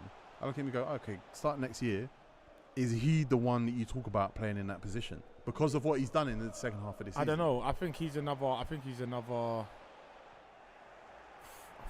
be another Shawn Michaels. Bro, you can't keep doing Shawn Michaels with these players. I think he's another Shawn Michaels. I don't think he watch wrestling. Everything he does, you just see it. But when he's not doing nothing, you're not noticing it. He does a lot of nothing. I don't know if I agree with that. He does. Ask the Chelsea fans. Ask Chelsea. Just tweet it. Ask Chelsea fans about Conor Gallagher though. And they will give you the truth, I think. Nah, I think that'll be quite it's truth. split. It's yeah, split. but it's truth. Like man is saying he's not good enough, but they're saying he's They're also wrong, the most. though. But he's also The ones that don't like Gallagher are kind of crazy. No, but I'm saying. So where do you stand? No, I'm saying I get what they're saying in the terms of he's not the silky smooth technical that kind of player, but he does the right things. So and where do you stand on him? Stick or twist? I'll keep him. I'm not sure if I'm starting him. But as in this squad, I'm starting him. But I'm saying I'm coming from the Champions League 2 times winner in 10 years, Chelsea. Like I'm trying to get back there. I'm not worried about like what 19-year-olds playing. Like I don't know what we're doing here. I still want to be Chelsea. I don't want to be this I don't want to be Cobham United. Well, you're not. You've sold all Yeah, them. you got rid of Cobham. Now you've only got one of them I left. just want to win. You know, there's still talent in there, but I just don't trust. I don't trust potential. I don't even Can recognize any of your potential. centre backs prove that they're ready to take over from Thiago Silva? All right, cool. Who's better, Disasi or Chalobah? And you can't give me a definite answer. Disasi. Who's better? Or Fofana? No, or Badiashile. Fofana. They're all the. Fofana No, can't he's making a great point. Fofana can't count though. But we know how sick he is on paper. In 2017, maybe. The problem is we don't been even a long know. time. I don't even know when they put out a team if it's a good team. I don't know. So do you need to buy a centre back this summer? We need to buy men. You need experience, man. Yeah, your team's just That's too it. young. You need experience. Well, we had the youngest team at the weekend, whatever, just got, and we played Thiago Silva. Our teams are so interesting about young. Chelsea. Yeah, you've got Gusto, who I personally think Great Gusto. easy. Gusto is Yeah, class. exactly. But you've got James, right? James is done at here. On the left side, I think you've got 2 done-out left backs. Who? Cucurella and Chua. Yeah, but Cuckoo for me is no good. Cuckoo's going to move on, and Chilwell's, he's the same as James. You know what he is. There's a big fullback. There's a backline problem, you know. Still on loan though, isn't he, at Dortmund? He's Yeah, done but well. even then, we're talking. I'm not. Chelsea were never interested in potential before. We said to Kevin De Bruyne and Mo Salah, yeah, off you go, mate, because you're not ready right now. We need you ready right now. And all of a sudden now we're a team. It's caught up with you. That's it. But all of a sudden now we've just changed the whole ethos. Like, let's put these players on 10-year Yeah, because you're talking contracts. about Mark Guehi this summer. I don't mind selling players and buying them back. Oh, I see that. Because we've done that. We've done that and got it Lukaku right. didn't work. No, but it worked with like a Matic. You get it right sometimes, but you don't. I just feel like everyone's just panic buying, man. I feel like everyone in the office is just having drinks and then just saying, "Yeah, press pay, that Apple Pay." Did you see what Carragher said about Konate at Liverpool? Said he should dig it. That was harsh. He turned on Konate. That was What harsh. did he say? He's saying Liverpool He said need they to should buy get a centre back. I saw him say that. Konate is good, man. if there's one man who's going to be studying Liverpool centre backs, it's probably Jamie Carragher. Yeah, but if there's one man that's probably a bit more over-invested and maybe that spills over the top in passion, all right, Nedum. yeah, like he might be wrong. No, He might be wrong. He might be wrong. But That was does he- harsh, bro. Is he going to need to prove that? Who, Konate? Yeah. Because Carragher said that. Because there's a new manager coming in, and if he looks at the tape and goes, all right, cool, where are we weak, where are we strong? I would imagine it's the midfield, though, isn't it, with Liverpool? It's got to be the midfield. From day one, we said 3 midfielders who've never met each other are going to be the midfield for a team that's going to play Europa League, Premier League, and compete for the title, Champions League qualification, and all that. It was too big of an ask. I think it's not just that. I think they don't have an out-and-out goal scorer for me, and I feel like when I watch certain games with Liverpool, they're missing that goal scorer. There's just a goal scorer that can sort out, like Darwin Núñez. Maybe that thing we think, maybe that's another player we got to think about probably saving the season, because Darwin Núñez their misses are catching up. Their with whole him now. front line, bro. You know what? I don't know if there's enough time to save it. I think the jury's out on him. I think they know who he is, man. What he is. I know he's a young. class baller. I know he's young, but I think like when people show you who they are, sometimes you should just believe it, man. I'm There kinda was with you, talk man. that there were teams talking to him in the summer, that it was a consideration that he'd be sold after one season. Serious? Yeah. I didn't know that. I thought up until Christmas, I was like, rah, the Liverpool's front line is so cold. They're all scoring goals, but since Salah came back, that whole front line has just been a bit No one. needy, It's bro. weird because I don't think no one expected Liverpool to even be involved in a title challenge like that. The way the season started and what was going on and everything that they was bringing in. But then once they got into the picture and then they involved in the conversation, no one expected them to the bed like this either. For real, Like, you know what I'm trying to say? Like that is mad to me. But like. it's funny, though, because you look at that midfield and you go, yeah, like, okay, Endo must have been option 6. When they started this, they wanted Lavia, they wanted Caicedo, and those are the players we know because they joined Chelsea. They probably was 6 or 7 players ahead of Endo. Endo's just someone that's going to give you like a 6.5 every You game. can't whatever. win leagues with those. So, but that's like no. But there's a point when He fell off when a it cliff, first though. came and it clicked, and you're looking. Obviously, you were confused, but there was a point when you look and you're saying, "Oh, Soboslai all fell right, off cool. a cliff. It's working. It's like Szoboszlai you're got saying, it's injured, falling man. off the cliff and all He that." got injured, man. Szoboszlai got injured. Liverpool had 24 shots in their last game, no goals. It's bad. It's very bad. So who needs to save their season from Liverpool? Who can actually do Who it? can actually? I think Konate's a shout. But save their season from what? It is what it is. They're not going to No, win the league. as a player, as an individual, saving his What season. about Trent? What the jury says about Trent's not a bad shout because the next manager's coming in, and there's only one manager ever who's been able to maximise Trent, and he's leaving. So Trent might have to start just not crossing the ball, It's too not late. switching play, It's just play too- right back. It's too late. Yeah, I'm- but then you take away his actual best attributes. But then if the next manager comes in, does he play Trent? That's what I'm saying. I'm Yeah, Trent, do you know bro. what it is? Managers are just see weird stuff. I remember Poch coming in and saying, "Yao Felix doesn't like agree, like he doesn't suit my philosophy. Like I don't mind if he goes." I was like, "Doesn't suit your philosophy? Are you seeing what you've got around you? Like he's the most talented here by a country mile. Like I think Trent just goes Real Madrid and becomes a bad boy, world superstar. Him and Jude. who? Trent just goes Madrid. Him Serious? and Jude just bad it up. Now's a good time because we've been talking about this, making the last few games of the season count. We're gonna run our predictions, prove who's got the most ball knowledge, who actually knows what they're talking about, and we're gonna use an app called La Bombe. We all agree now, just simple, £5 each. We're all putting £5 in. We're gonna predict every game in the Premier League this weekend. Whoever's got the most correct scores or correct results is gonna win the whole thing. That works for me. That's actually cold. That works for me. Well, it's funny because I was gonna say we need to put more than £5. I'm not playing with small time players. I'm a serious guy. All right, us five then. Next week we'll up it. But what number are you saying now? I'm not gonna lie. For experimenting, I'm saying score. Listen, Le Bombe's class is Premier League only. We go through every game. I've set up a league. I've invited you all to that league. I'm in. Let's go through then. Arsenal versus Bournemouth. Geordie, where are you going? 4-0 Arsenal. Dan? 3-1 Arsenal. Margs? Solanke's gonna score. 3-1 Arsenal. Poet I've gone 2-0. to Arsenal. Yeah. I'm going 4-2 to Arsenal. I think they're going to concede again, although David Raya is one game away from the Golden Glove. Geordie, Brentford versus Fulham. 3-1 to Fulham. 1-3. Oh, sorry. Excuse me. 3-1 to Brentford. Dan? I'm going 1-1. Thanks for that. First draw, yeah. Yeah. I'm going to score draw as well, but I think we're gonna get a lot of goals this game. It's gonna be entertaining. I'm going 2-2. It's a good shout. Poet? I think the players are on holiday. I'm going for 1-1. I've gone 2-2 as well. I think it's 2-2. You know we call that a Desmond, innit? When it finishes 2-2, you call it a Desmond. Is that why? Desmond 2-2. 2-2. Desmond Desmond 2-2. Tutu, is that Yeah. right? I Yep. didn't know Come that. on, man. Burnley versus Newcastle, Geordie. Burnley versus Newcastle. I'm going to go 3-1 Newcastle. I was going to go clean sheet, but Bournemouth are going to get a goal now. Burnley. I am going to go Newcastle 2, Burnley 1. All right, that's a good prediction. Marks? Usually when Newcastle start purring, it gets a cooking, so they're going to score a good few goals. Let me go 3-0. Start purring. Yeah, no, trust me. 3-0 Newcastle. That's a good prediction. Poet? I think Burnley are in a bit of a scrap, so I'm going to go for a 2-1 to Newcastle United. It'll be a tight game for Newcastle. I've gone 4-1 Newcastle. I agree. Isak's going to score 2. He's going for Golden Boot. I think he can smell it. Sheffield United versus Forest, Geordie. Oh, God. Yuck. God forgive me. That's a humdinger. I mean, listen, Sheffield are gone. They are. But they've been playing okay. Yeah, so for that, because they want to do the pride thing now, I'm going to go 1-0 Forest. Dan. I'm going to go 2-0 Forest. Margs. I think they're going to draw. Sheffield are at home, and I'm not playing for nothing apart from pride, but sometimes that's all you need. That's all you need ever. Well, yeah, for real. 1-1. Let's do it. I went 1-1 as well. Me and Margs' scores are quite close at the moment, actually. I'm not happy about this. Yeah, come on, we know ball. Manchester City versus Wolves, Geordie. Manchester City versus Wolves. It's time to put my balls on the table, guys. Go. Oh, I'm God. going to put my balls on the table. Do it. 6-0 City. I'm going to do it. Dan. 3-0 City. Margs. 3-0 City sounds about right to me. Poet. I've gone for 3 as well.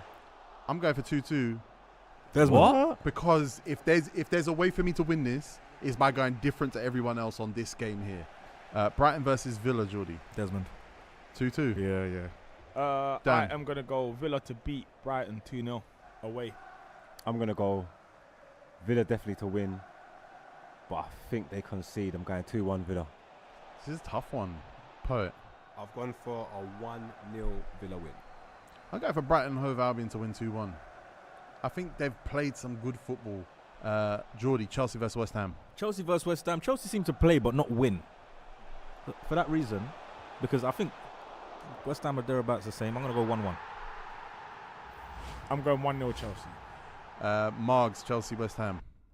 I'm going draw. Chelsea are going to mess it up, but they're going to score. Another 2-2. Desmond. Poet. I'm going for what I hope happens. 2-1 to West Ham. I got 2-1 to Chelsea. Liverpool versus Tottenham. Ooh, that's a big one. This is a big one. It's a big game. And I believe this is where Liverpool tried to do the whole we're back thing. I'm going to go for 2-0. I've gone 2-1 Liverpool. 2-1 I just got a feeling they're going to pull it out of the bag for no reason. It's not Yeah, gonna so make for it- no yeah, reason yeah, win. yeah, Like, yeah. what? You lot are back now. What are you doing? Now it's time to play the game. I need to create some kind of separation. Yeah. I'm going 2-1 Spurs. At Anfield, yeah? I think they're both so scared to lose that they're not going to fully go for the win like that, even though they both need to win. I just think it's going to be a draw, a 1-1. Liverpool not even scoring right now. Liverpool to lose 1-0. Again, it's a tough one to call, but Liverpool, the worry is Mo Salah is not happy. If he speaks, there's going to be fire. All right, we're last prediction in Le Bon. We've got £20 each up. That's a £100 pot. Right, boys. It's Crystal Palace versus Man United. I know the aim of the game is separation, but I believe we're all going to do the same result here. Yeah. I know, no, we're not. I'm going for Palace. Yeah, but what? 2-0. Fucking hell. I've gone for the Desmond 2-2. I'm going to be the only person that's right. 3-1 United. Palace play United well every year, bro. Geordie, listen to your voice. Listen to his. He doesn't believe what you're saying. Crystal Palace are going to cook United. They're playing great football, and I can't wait to see the 3-0 result and Eze score. Wow. I'm going with Man United. Man United are going to win 2-1, I think. All right, boys. Are you ready to confirm your predictions on Le Bon? Yes. I confirmed. Confirm. This is really the way we're going to prove who's got ball knowledge, you know. Because accumulators are a scam. It's true. You have to actually predict every score right. This is a way that's actually against each other, competitive, filthy league. We should do a public one. This is going to be lit. This is lit. We should send a link out. We should do a public one. What, and take their money, yeah? I'll take the crowd's money. I'll take the crowd's money all day. I'll take the crowd's money today. Ooh, the crowd have got to prove they got ball knowledge. Listen, every game matters now. Every game this weekend matters. Even more now. Yeah, at the end of the day, some of these were mid-table nonsense games. Yeah, it's true. It's true. Let's make it. Yeah, let's yeah. make it entertaining. Right now, it's tense. Right now it's tense. And look, whoever wins is a big deal. It's a big deal. But we come back next week, I reckon, increase the pot, Yeah. increase the stakes. So let's start a Big Six business. Let's start a Big Six business because a lot of the listeners they watch like lower league teams, innit? I feel like it's Big 8. At this moment in time. Yeah. I think it's Big 8. I want to talk about like bottom half fodder Okay. or like just people that belong. Well, there. anyone getting relegated can't save their season, so. What's wrong with Raheem? Oh, you said bottom off. bottom half fodder. I see what he done there though. That Can was Raheem low. save his season though? We're in the top half. Just. Oh, we're in there. Can Raheem save his season though? I think it's up to him. I think it's up to him. It doesn't sound like it's up to him. Sounds like it's up to the manager. I think the manager has to save his season as well. Listen, I don't think you get it. No one is safe here. Like the gaffer could say, Raheem, you're not playing. But there's a hefty chance the gaffer's not staying. Who are the safest people at Chelsea right now? Cole Palmer. Gusto and Palmer. Gusto and Palmer. And Thiago Fernandes Silva. because of the length for the contract. Yes. Well, in that case, so is Mudryk and Caicedo. They got long contracts, but Caicedo was good last not game. everyone's on high wages. That's the saving grace here. Their High, package is quite low. high fee and long contract though. Yeah. Well, the reason it is a long contract is for the high fee. Do you reckon Eddie Howe has got 4 games to save his season? I think he's good. I like Eddie. It's a big window they got coming up, you know. Yeah. As they've got to shift a lot of players. They've got to bring a lot of players in. Do you give that money to Eddie Howe if you're Newcastle? I know, but Based on this season? do you bring someone else in? Depends if you've got access to a big name. Well, no, but come on, it's dangerous. It's dangerous out there because everyone's looking for a gaffer. Yeah, and Eddie Howe would be good at like Man United. No, but unless Man United want Eddie Howe, they should keep Eddie Howe.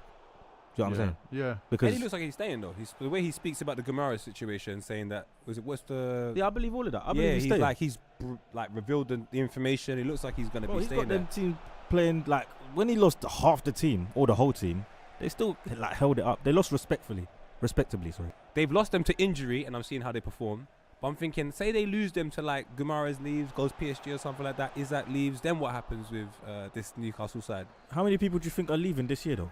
What, from Newcastle? I reckon they built a side thinking they were going towards Champions League, Tonali, all of that. When that is not met, I wonder how the players feel. Yeah, and I think the fullbacks, because Lewis Hall and Livramento, I think were like the Up and comings, yeah. the succession plan.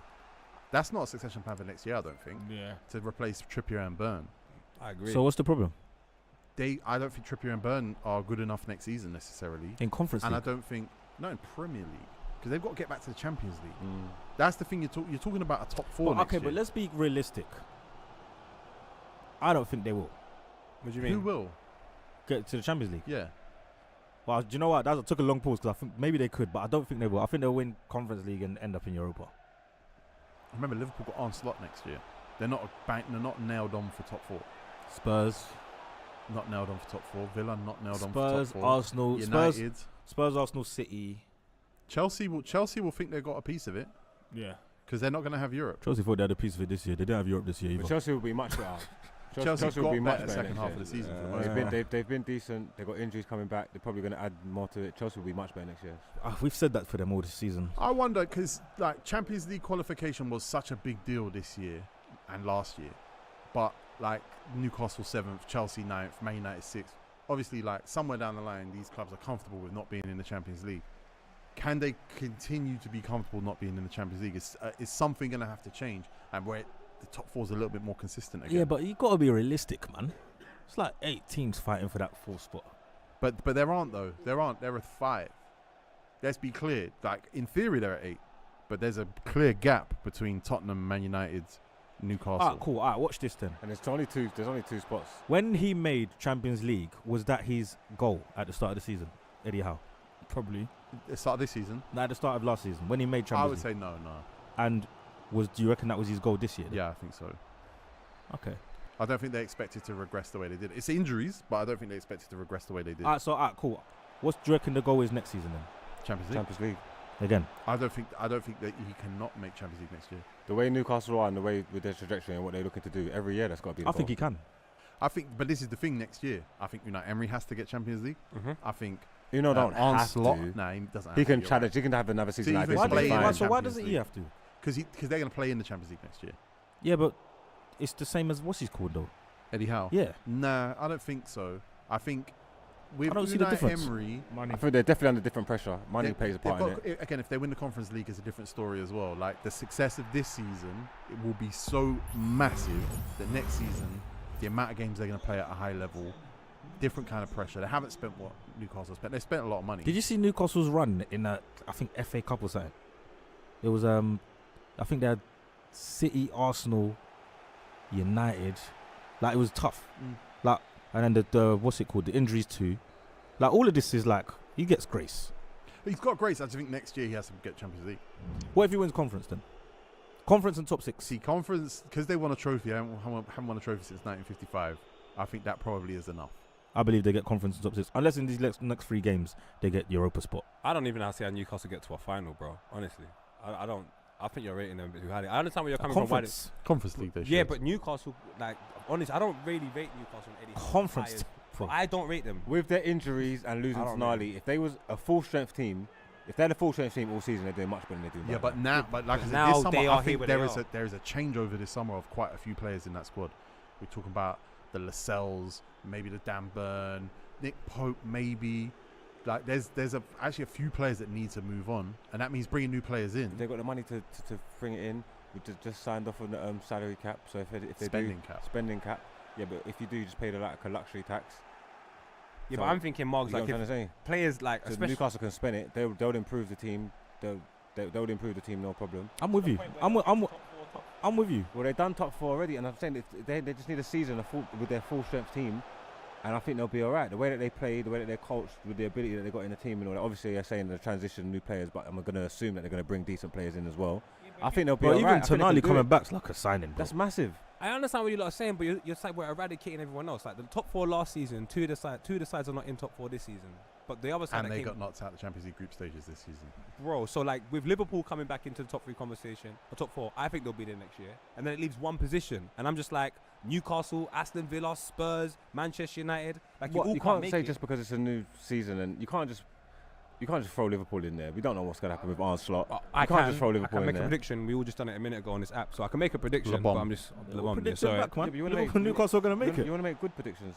Anybody can say anything they want. You've made prediction about Man United doing well, and so I just think with You know what it is? Liverpool, I they can win it. just think like of all the managers going into next season, in the top 8, I think only Postecoglou's probably and Emery are probably 2 managers that don't have to get Champions League. That is I think impossible. Onslaught has to get it. No, Pep has no. to get it. Arteta has So to why get does- it. Whoever United's manager Why has does to get Ange it. why does Ange not have to get it? But the way Big Ange's moved, yeah, with the right investment in the summer, there could be a. Forget that though. Why does he not have to get it though? I just think Tottenham are more realistic in their expectations. They had a bigger surface rebuild when Conte left, and I think he's way overachieved this season. Like Eddie Howe did, way overachieved already. Like Unai Emery did, but Unai Emery had a lot more resource than Postecoglou to build his team, and there's still a lot of overhaul needs to be done at Tottenham. So I don't think the pressure's there on Postecoglou to be an immediate impact yet. And he's done things a little bit better than previous managers. Like, I don't know who's in charge of recruitment now. Recruitment is much better for Spurs. Their recruitment is so good. If the next way year has they to be play, better, they got a style of playing now, if Jordi. the next year has to be better than this year and they're 5th, then Champions League. Yeah, but they're back in Europe, and their team is still unbalanced. It's still 3 different managers. And that's what we give you a summer and a bank balance for. The drop off coincides with Sarr and that getting injured as well, isn't it? Sarr Yeah, and Basuma Basuma and that. playing. Like, do you know what I'm trying to say? Like, I mean, they've had a couple drop-offs. 3-0 at half-time against Arsenal. There's no excuse Stinks. for yeah, that. no, Yeah. obviously, but as I say, by this point, injuries were a thing. That stinks. Even the beginning of the season when they was doing good, then they took a little thing because of Maddison. Like, so They're going to improve their squad, and then next season it will be Yeah. a bit more. I trust Ange. No, as well. I think the top 4 race and ultimately, all 8 of those teams need English teams to succeed. You in know Europe this- you so know- that they can get an extra. No, but Champions that's League what I place. was going to say. I was about to say this race hurts our Europe run. I think it hurts everyone. Like we look stupid in Europe. Nah, I don't think so. I don't think Arsenal lost to Bayern because the Premier League's tough, and I don't think Man City lost to Real Madrid because the Premier League's tough. You don't. I think Arsenal lost to Bayern because Bayern are Bayern and Arsenal are Arsenal. Big And I fact. think Man City lost to Real Madrid because they're the two best But teams in the Bayern world. this year And aren't Bayern. they drew for 2 games. But Bayern this year aren't Bayern, and Arsenal this year aren't Arsenal. But they are, ultimately they are. Champions League. Who did they beat in Champions League? Who did you? Porto on penalties. You didn't win away all Champions League. They didn't win away all Champions League. They was idiots. Yeah. When you say you lot, you're looking at Jordy. I'm talking to you though. But I would say that they also need to get real next year in the Champions League, though. They actually need to, with the new format, it's going to take us ages to adjust to it with this Swiss model league, whatever. No, I'm used to it. Football Manager. Yeah, people playing Football Manager get it, to be fair. That was clever. UEFA, they let their license to Football Manager so that all the Football Manager experts would be like, yeah, I get it. Shut up, man. You lot don't get it, man. Yeah, for real. Shut up, man. But Arsenal needs to get realistic in the Champions League next year because quarterfinals isn't far enough for English teams, and Man City needs to get realistic and they need to figure out how to beat Real Madrid because Real Madrid are way better than everyone right now. But Man They still should have beat them. 4-4 over 2 games. They should have beat. They should have beat them, It's man. They were better. They were 50-50. better than Roger them. felt the same way. Roger Yeah. was fuming. They was better than them. They should have beat them. Yeah, but So there's lessons to learn in it. But did Haaland score across those 2 games? No. don't think he did. Boys, Erling Haaland did knock out Champions League games. I said it last year. I said it before the season started. Erling Haaland is not the man for them in those games. But Tigo, do you feel like because he became such a prominent goal scorer that they will make up like a plan for him, which gives space for other players to get opportunities to score, so on and so forth? So like he'll take 2-3 players out a game occasionally. I don't think it's hard to come up with a plan for Haaland. I just think most Premier League teams can't do it, and I think Real Madrid can. Yeah, for real, definitely can. I look at Erling Haaland and I think, is Pep kind of over this already? I think he serves his purpose, and the problem is, like you can see, he's effective. He's effective when he does his thing. The problem is, we're seeing it and we're thinking, is he really a Pep player? Does Pep really want this and like it? But Pep might just have to just bend a little bit and just change to just play into who he is. I don't know if Pep's fully invested in Erling Haaland. I hear it. Yeah, I'm not sure. Pep's always trying to break these players down and change them. But I Yeah. don't think he needs to do that to Haaland. I think He can't. Pep needs the one to break himself down and change. I think he changed for Haaland a little He bit. does massively. No, but he's doing it through like gritted teeth. Like he needs to embrace it. Because I think Doku was supposed to be a get to the byline, cut back, tap in for Erling Haaland winger. I think that's what he wanted from But him. he needs to let Doku loose. He's going to try and change him, trying to do the Jack Grealish thing to him as well, and it doesn't make sense. Marks. Who's our next manager? If it's Thomas Tuchel, then let's skip ahead to next season after. What do you think of the Zerbi? I think United ruin him. I think they'll break him. What do you think of Gary O'Neill? Oh, no. I like him though. I do like him. He's a good gaffer, man. I do like him. I think we need someone. You know what it is? I'm not saying he's the guy, but with everything that comes with United, I think you need broad shoulders. And I think even like the way the players are and the culture is getting Big fixed, Sam. yeah. Nah, man. I think we need to bring another superstar that can match everybody's energy over there. Oh, don't you dare say Zinedine. Go Zinedine. Oh my God. I'm not even saying he's the guy, but just of who he is. Forget footballing and tactical and forget that. I'm not saying that, but just because of who he is, that might be what everybody needs. We tried Jose though. We tried Jose. Jose Zinedine, it's not the same. It's not the same.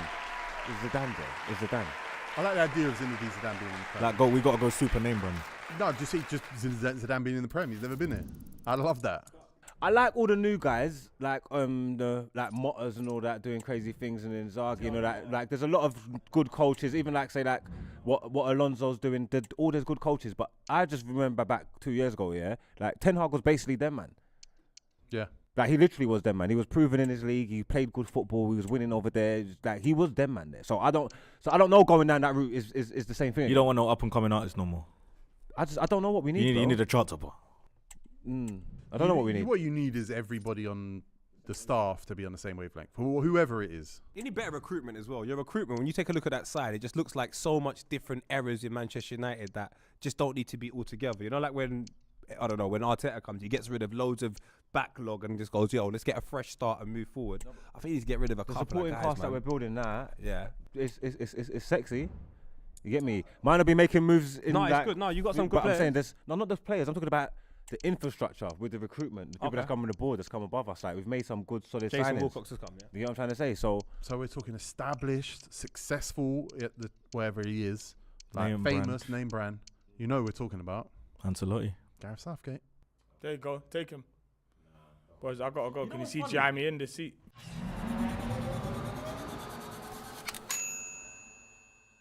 Southgate to Chelsea makes sense.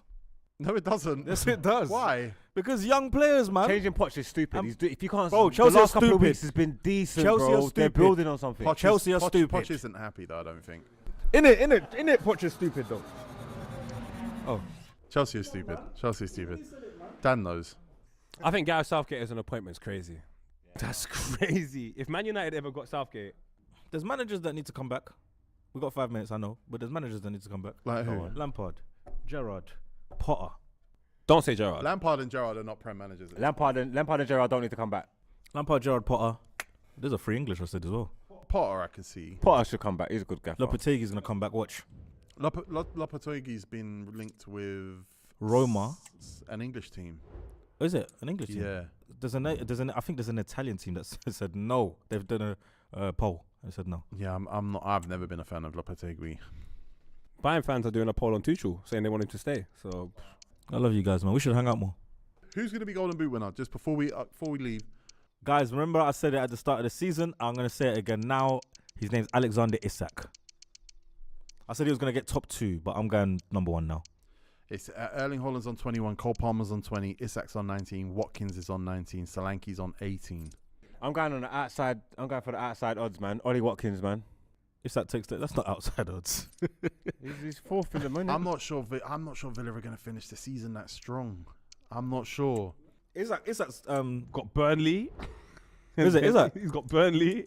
Then who else has Isak got? And he takes their pens. Oh God. Yeah, Isak's a good shout. All right, before we leave, Arsenal, are you going to win the league? No. All right. Filthy at 5. I know. He's so shook. Anyway, All right, boys, we'll be back next week to go through who won on Le Bon next Friday. Oh, I can't and then wait. we're going to set another bet.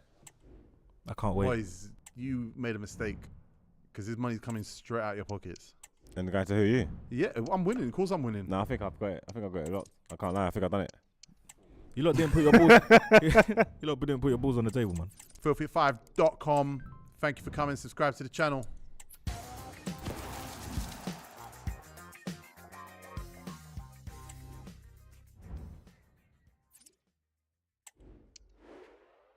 Hello and welcome back to Sunday Vibes, everybody. Happy Sunday. I hope you've had a good weekend so far. I've had a good day because I'm joined by Mikey McCabbin. Yes. How are you? I'm good, thanks, Steegs. Yeah. I'm good, thanks. Enjoyed the Champions League this week? Loved the Champions League this week. Yeah, I actually didn't catch. I was at a friend's gig last night, so I didn't manage to get.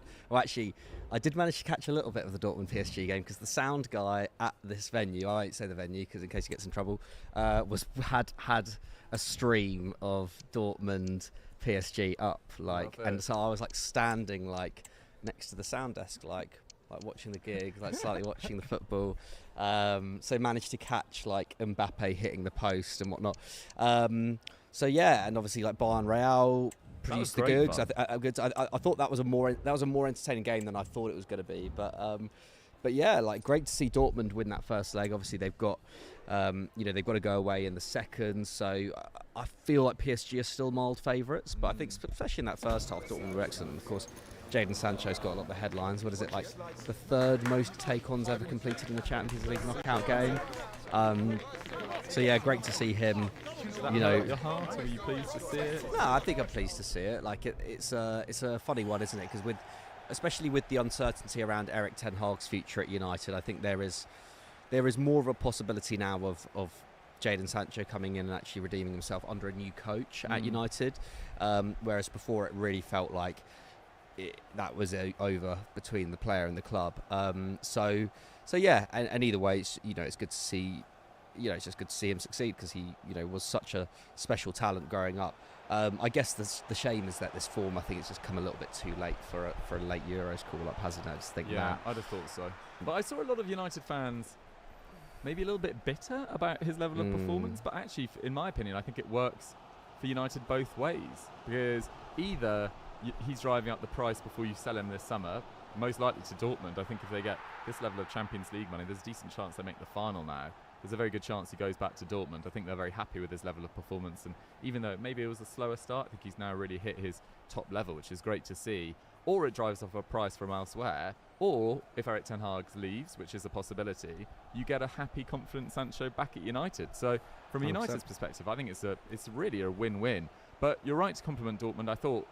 I was really surprised with how well they played, to be honest. I'm kind of surprised with their entire Champions League form. I mean, their it's been season so has weird. been. Their season has been. I feel like they've just like gaslit everyone this season. Yeah. They've been so shoddy in the Bundesliga. Like, they don't deserve Champions League football next season based on their league performance, but somehow their Champions League performance has secured them Champions League football next year. Obviously, it's confirmed, isn't it, that Germany's going to get the 5th spot. So, it's really funny. But they, coming through that group of death, beating Atleti as well, like. Just great. And Nicholas Füllkrug, oh my God! Like, I mean the header against Atleti and then the finish yesterday, just like next level, man. Like, this guy's supposed to just be, a working, just your standard working German striker. Like, and yeah, just like his. I guess I wouldn't call him a late bloomer because he's always been quite prolific, or at least he's been prolific. Since his kind of early to mid-20s, but like to see him do it on that stage as well, like, and also like he was, what game was it in the 2022 World Cup where he came on and like instantly Germany looked much better? It was like game, might have been the Japan game or maybe against Spain. Maybe I can't Spain remember. game, But like, I think his international record's amazing. Yeah, I think it's really, like really 10, good. 11 goals in 15 games, and he was playing in the German second tier 2 years ago. I know he's played in the Bundesliga prior to that, but he wasn't really a big name, at least outside of Germany. So full credit to him. And he also, I don't want to focus on his miss, but they had a great opportunity to go 2-0 after him as well, after Sancho did that amazing piece of skill on Nuno Mensch, who had a really difficult evening. But amazing week for the German sides because, well, actually I say that, Bayern kind of have ceded a little bit of momentum in the tie, quite frustratingly. I think it's rare to play that well and to come away with no real advantage going to the Bernabeu. But thank goodness for the eradication of away goals as Bayern, from their perspective. Yeah, for sure. Otherwise, they'd be in real issues. I thought they played well. Just very quickly, like on the back of that, I was thinking of this the other day, after last night.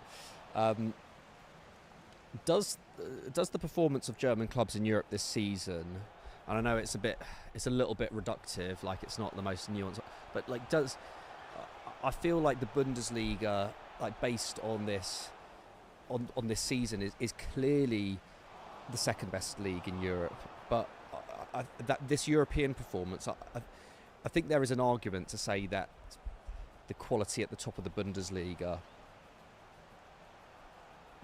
threatens the Premier League. I think like you look at the top 5 teams in the Bundesliga, like Dortmund could make it to a Champions League final and they're 5th in the Bundesliga.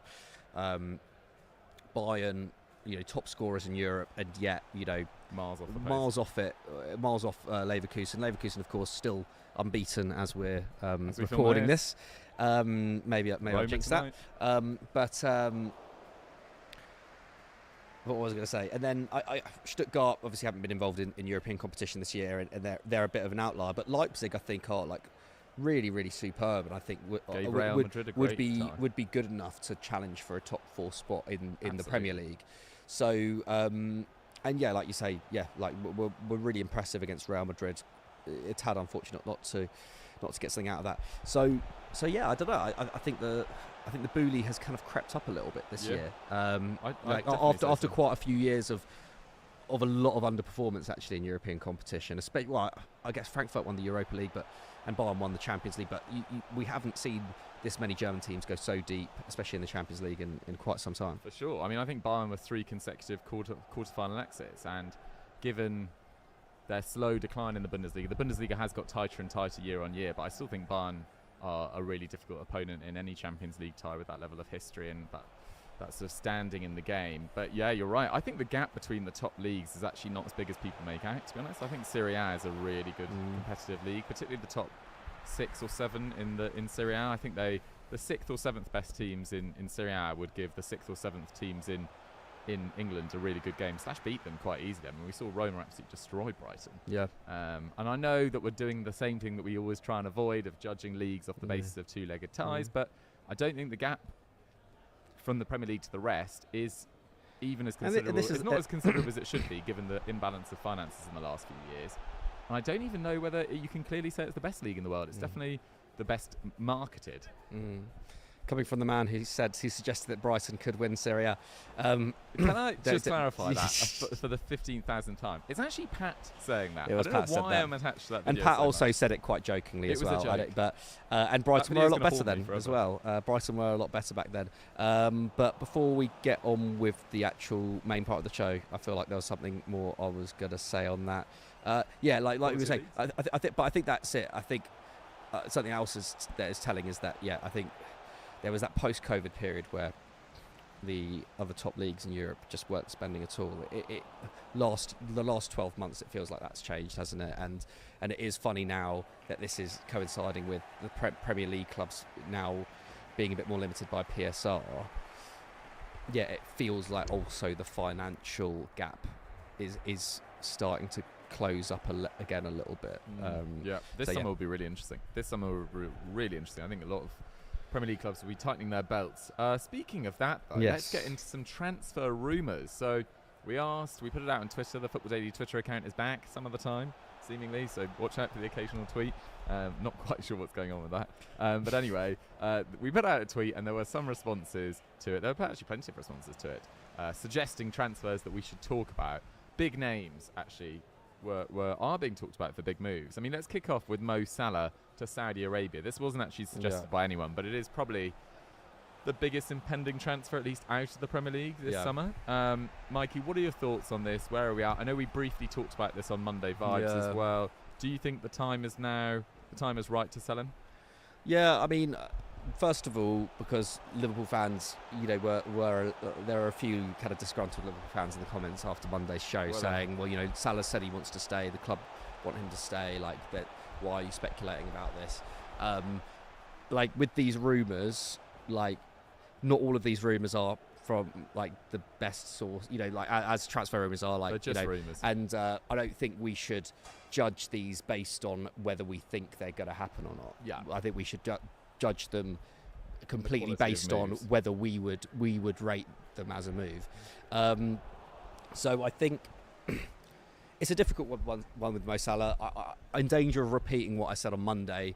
I think I think it's quite 50-50. I think there is a very strong argument, a fairly strong argument at least, for the continuity that Salah would bring with a new coach at the helm, the guarantee of goals, his creative output, the fact that almost everything goes through him in the Liverpool attack.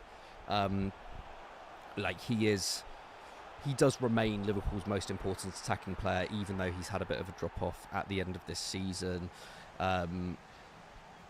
The argument against is that Liverpool have made a real thing of selling on stars for big profits and reinvesting that and the constant renewal of that squad especially under Michael Edwards. And if there is a time to sell Mo Salah for a big price, and if a Saudi club is in for him this summer and is willing to put up plus 80 million, then I think it's a really tough offer to turn down, if I'm honest. I don't think you'll ever get that for Salah again, and you just never know. You never know with a forward. I know he wasn't necessarily the most early bloomer. He didn't play tons of football in his early days. It's not like a situation that we could potentially have with, say, a Saka or a Garnacho, maybe. Or Foden less so. I think Foden's minutes were managed pretty well, but there's just always there is always the danger that potentially at 32 or 33, is Salah 31 now? He's 32 in the summer. He's 32 in the summer. So there's the danger that come the end of next season, suddenly Salah really starts dropping off. You never know. So the kind of risk-averse side of me and putting on the kind of sporting director hat it just does make a bit of sense, I think, to have a bit of a clean break. Leave before he actually declines.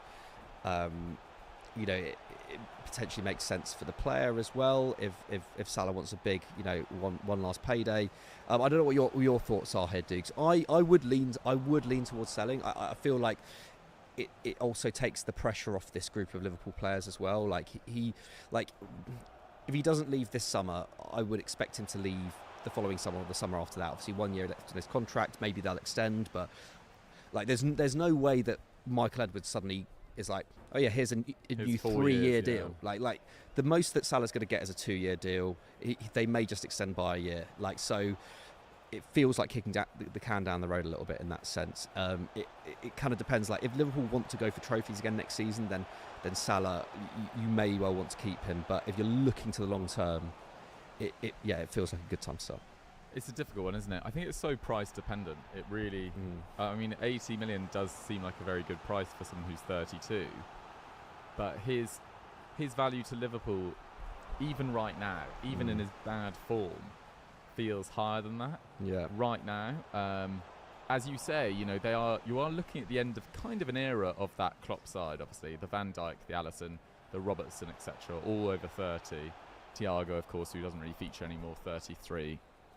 So, but do they want one more trophy push with that group of players in Pep's final couple of years at City, or are they really planning for that post-Pep time? Which is what we've been talking about for years on Football Daily, that actually it's about being the best team when he leaves, because it is so difficult to win a 38-game league season against him. I think he's only failed to win 3 of his 14, 15 years in charge of various clubs. And he has always managed very good teams, but it does go to show just how incredibly consistent he is. For Salah himself, I think his bad form recently has slightly been overhyped. I don't think he was quite bad at the end of last season as well, wasn't he? I don't think he's been as bad as people made out recently, though. I've seen Liverpool fans being like, get him out the door. I mean, I know they've been frustrated with the downfall. I mean, some of them were even saying to get rid of Trent. Obviously, it was just the heat of the moment. But I mean, he still scored 23 goals in all competitions in every one of his 7 seasons there. It's pretty remarkable. Amazing. He scored over 30 on 4 occasions. Like, that's the consistency you can't really put a price on. And especially when you look at the right winger market right now, it's really weak. It's really weak. Especially in terms of goal scorers. Goal scorers, for sure. I think along with left back, it's the weakest position in world football. I've been banging the drum for about 6 months now about Leroy Sané. Does he want to leave Bayern Munich to go to a new project under a new coach when they've just lost their best player? I'm not so sure. Is he the guarantee of goals that Mo Salah is? Absolutely not. Then at a younger age range, you're probably looking at someone like Michael Elise or Kubo, but they just don't have the body of work to be like Kudus has been linked as well. Kudus is probably closer in terms of body of work, but it's still a huge leap.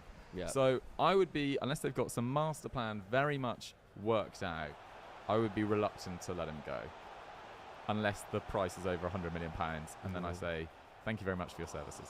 If Nunez had put up over 15 league goals this season, would that change your mind? I think the end of the season has definitely coloured my thinking in terms of the way that all their forwards have kind of finished this year. The fact that I don't see Cody Gakpo becoming a consistent goal scorer. I don't really see him scoring over 20 league goals ever. I know he's played a number of different positions. Josh has had injury issues. I think Luis Diaz blows hot and cold when he's on it. I think he's exceptional, but he's still not that lethal finisher that even Mane was 3-4 years ago. So I think it's not the ideal time, but sometimes the money is just too good to turn down. But it's the big question. I mean, would you guys accept £80 million for Mo Salah? I think a lot of people, I think that'd be more 50-50. £100 million, I think most people probably would. But get at us in the comments. I guess the other alternative is if you could get 80 million for Mo Salah, and that means that you can then go and spend like 100 million on any attacker of your choosing, and you reshape that attack so that you have, say, a Harvey Elliott playing on the right of a 4-2-3-1, and it would be a bit mad after the money spent on Nunez 2 years ago, but you go out and get the lights out centre forward, like the best on the market, and you reshape the team in that way, then I don't know. It will be maybe that's the way. We'll just go get Santiago Jimenez for more 40 to come on him. More to come on him. Let's move on to Mide PK suggestion of Marcus Rashford to Arsenal. Now, there was reports this week, Mikey, that pretty much everyone in the Man United squad is not up for sale. They are willing to listen to offers. I think that was in not including Højlund, Garnacho, Kobe Mainu, Dalot and Onana, and probably Bruno as well. But everyone else, including Marcus Rashford, they are willing to listen to offers for. We don't know the believability of that. Yeah. But it's been written, so we're not making this up. Marcus Rashford has been, I don't think even linked to Arsenal really, but it's one that someone talks about or people talk about online. What do you make of it? Yeah, I think it's kind of come about probably because this season more than any in Arteta's reign, the left wing position at Arsenal has been a bit of a contentious one, hasn't it? But Gabriel Martinelli has probably had his poorest season, barring ones with injury, in an Arsenal shirt. And after last season, when I thought he was absolutely class, there was a period when Martinelli was comparable to Saka, especially in terms of his output. That's obviously not the case anymore. He's been in and out the side. Trossard's played, a lot more minutes on the left as well. It just feels like it's a weird one with Arsenal, isn't it? Because there's always talk about strikers, but Havertz has, put up decent numbers this season. Then you think, well, backup right wing should be a bit of a priority for them as well, given the minutes that are in Saka's legs. But I think there is an argument that Arsenal could, slightly upgrade the left wing. I do think that Marcus Rashford, he is a more accomplished player than Martinelli, even if he's had probably a worse season. I think he is a more accomplished player. I think when you look at his goal and assist output over the years, I think he does offer more, especially as a goal scorer. A few more years on Martinelli, then? He's got a few more years. Not maybe 26 versus 24. Yeah. So maybe I'm being a bit harsh on Martinelli there. I'm not so sure. Marcus Rashford has obviously had a really, really poor season, but in a very dysfunctional United side. There's clearly stuff away from the pitch that has affected him as well. It's just, the feeling around Rashford is just very toxic, isn't it, at United this year? And it feels like if he was going to leave, this is as likely as he's come to leaving the club too. Apparently PSG aren't so interested, but to be honest, I feel like a move like PSG would be the one that would suit him the most, just in terms of being in a winning side, playing with some really top attackers there. Paris obviously a great place to live. Footballer, he's into his fashion, all these kind of things. It's the brand of the club it's very cut out for a player with Rashford's kind of PR, less so the Qatari ownership being owned by a nation state. But anyway, I'm rambling here. Rashford to Arsenal, I don't mind it as a fit, but I think the price that Arsenal would have to pay, I don't know. I think there's better options out there from an Arsenal perspective in terms of value for money, because if United sell Rashford, it will be they're not going to sell him for whatever, it's not got that bad. I think United would still demand at least 60 or 70 million pounds for him. He's one of your most sellable assets as well. Yeah, hugely sellable asset. Obviously, is the value to the club beyond football is massive as well, as just a representative of the club. Yeah, I think there are better options out there for Arsenal, personally. I tend to agree at that price. He's also, understandably, because of his profile and his previous performances for United, his previous performances for England, he's such a headline dominator. Do Arsenal need that on their bench? There will be times when he's sitting on the bench, and also, what does it mean for Martinelli's development, who was so promising last year? I just don't think it's the right caliber of player to sign to sit on your bench. I think Arsenal are, in very simple terms, I think they're much deeper at left wing than they are at right wing, and Marcus Rashford hasn't really played his best football on the right wing. No, there's been spells where he has been decent on the right, but I agree. If you're gonna, he has to be a starter wherever he goes, Rashford. If Arsenal were trying to sign a starting left winger, then I don't think, in terms of immediate impact, I actually don't think it would be a terrible move. I think he's a match winner. If he's playing in a harmonious squad, like we spoke about the kind of players that they were lacking against Bayern Munich in the quarterfinals. A player like Marcus Rashford is the kind of player they were lacking, like someone who can actually run in behind, someone who's got tons of pace. Less one-dimensional. That's one-dimensional. Someone who's just like can really come up with a moment of magic out of nothing. At least 22, 23 Rashford or 2021 Rashford we're talking about there. But like that is the kind of profile of player that I think they're looking for in the forward line, and I think that's why the links have arisen, because like I think there's something in it in that sense. But given the amount of young attacking talent out there, there are younger options probably at a slightly better price that Arsenal could go for. Off the top of my head, I can't actually think of them off the top of my head. Nico but Williams, maybe. Yeah, Nico Wouldn't be Williams that is a much great cheaper, shout. I suppose, Yeah, but- Nico Williams would be a great shout. But so much younger as well. What is he? 21? Nico Williams. Yeah, remarkable player. Right, let's move on to Gabriel Jesus. Now, this one does seem to have a bit of legs in it. End of his second season with Arsenal, obviously. I think he had a very good first year, to be honest, when he was fit. Yeah, this especially year, the first half. Yeah, he was outstanding until that knee injury, wasn't he? And then it has kind of been a bit injury-ridden, at least this season, in and out of the side. I think Kai Havertz, Arsenal have played their best football with him as a 9, particularly recently as well. This year, just 4 goals and 4 assists in 24 league games. That's not a great return for a player of his calibre, who was supposed to be that ceiling raiser when he joined Arsenal, and now he just feels like not one of their top players and fairly expendable. It feels like if I was Arsenal, I'd 100% rather get rid of Eddie Nketiah, but if there is the possibility to sign an 80-90 million pound striker, which Arsenal feel like is their real ceiling raiser now, then he is potentially going to have to make way. Feels like the word coming out of the club is maybe they've slightly moved beyond Gabriel Jesus, which I feel is a real shame. Yes, he's not the most clinical finisher. He's never exceeded his expected goals in a single season in England. I think he's actually underperformed by 28 in the league across this whole time, which is actually a pretty considerable amount. Yeah, but in terms of being a pure footballer, I think he's an outstanding player. I actually put it on Twitter earlier today, which went down really badly with Chelsea fans, that I think Chelsea should be interested in him.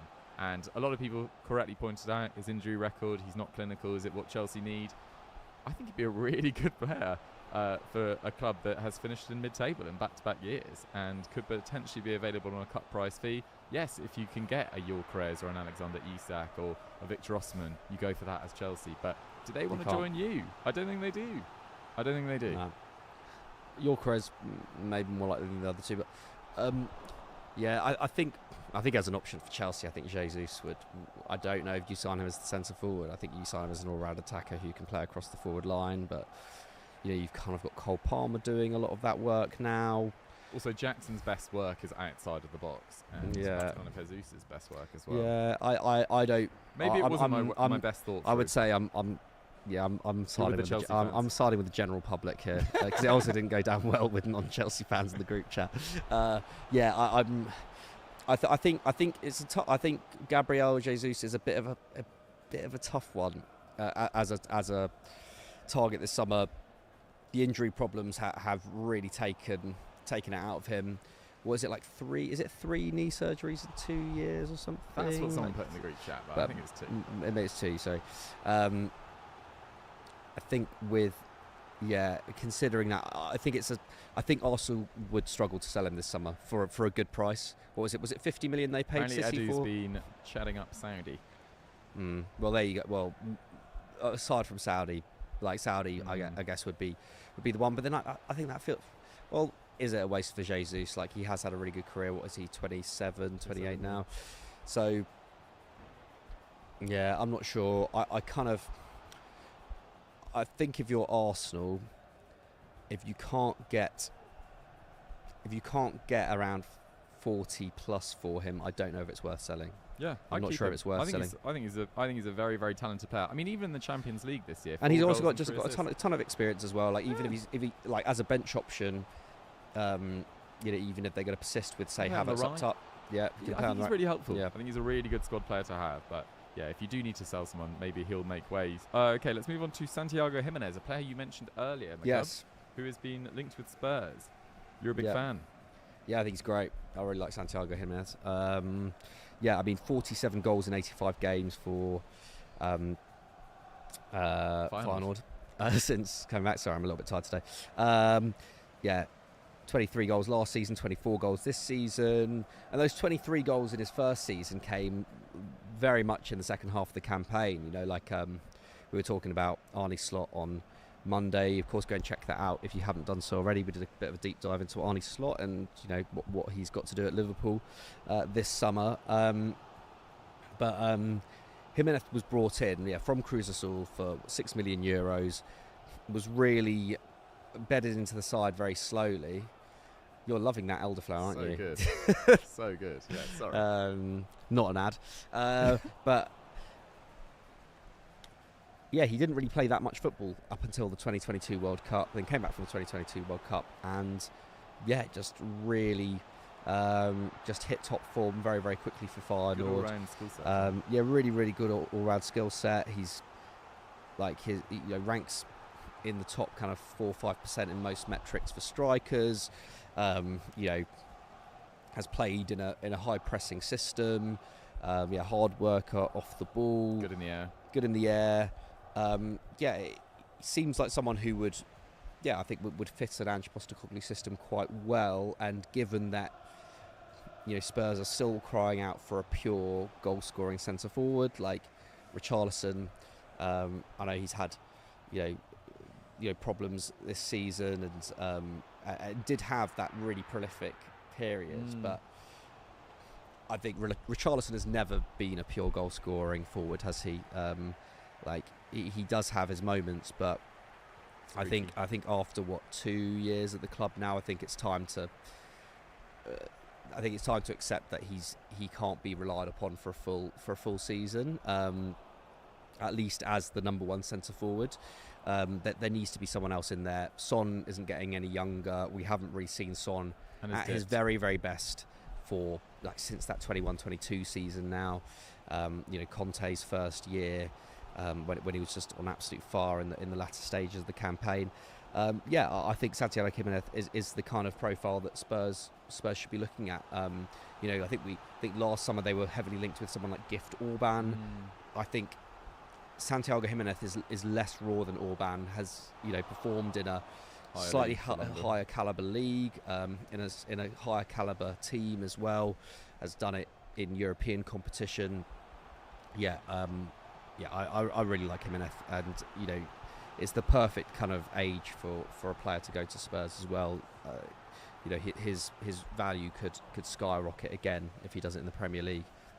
Yeah, I totally agree. I think it's a great fit. I don't have anything to add. I thought that was excellent. Bob Ayi asked Jordan Pickford to Chelsea. We were talking about this in the group chat yesterday. The group chat we keep on talking about, by the way, is the Football Daily group chat, which is still very active. And Oba and Zach were making the case that they don't really need a goalkeeper. It's not one of their priorities.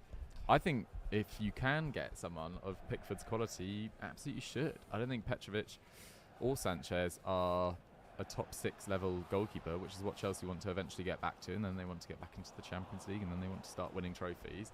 Jordan Pickford, I think is a very solid goalkeeper. Yeah, there are the occasional error. He gets very angry with his teammates. He sometimes kicks the post, and sometimes people like to sort of tease him almost because he's very emotional. But I think in terms of his quality, I think he's been outstanding for back-to-back seasons for Everton now, really. I mean, his save percentage this year is 74%. Last year it was 71%.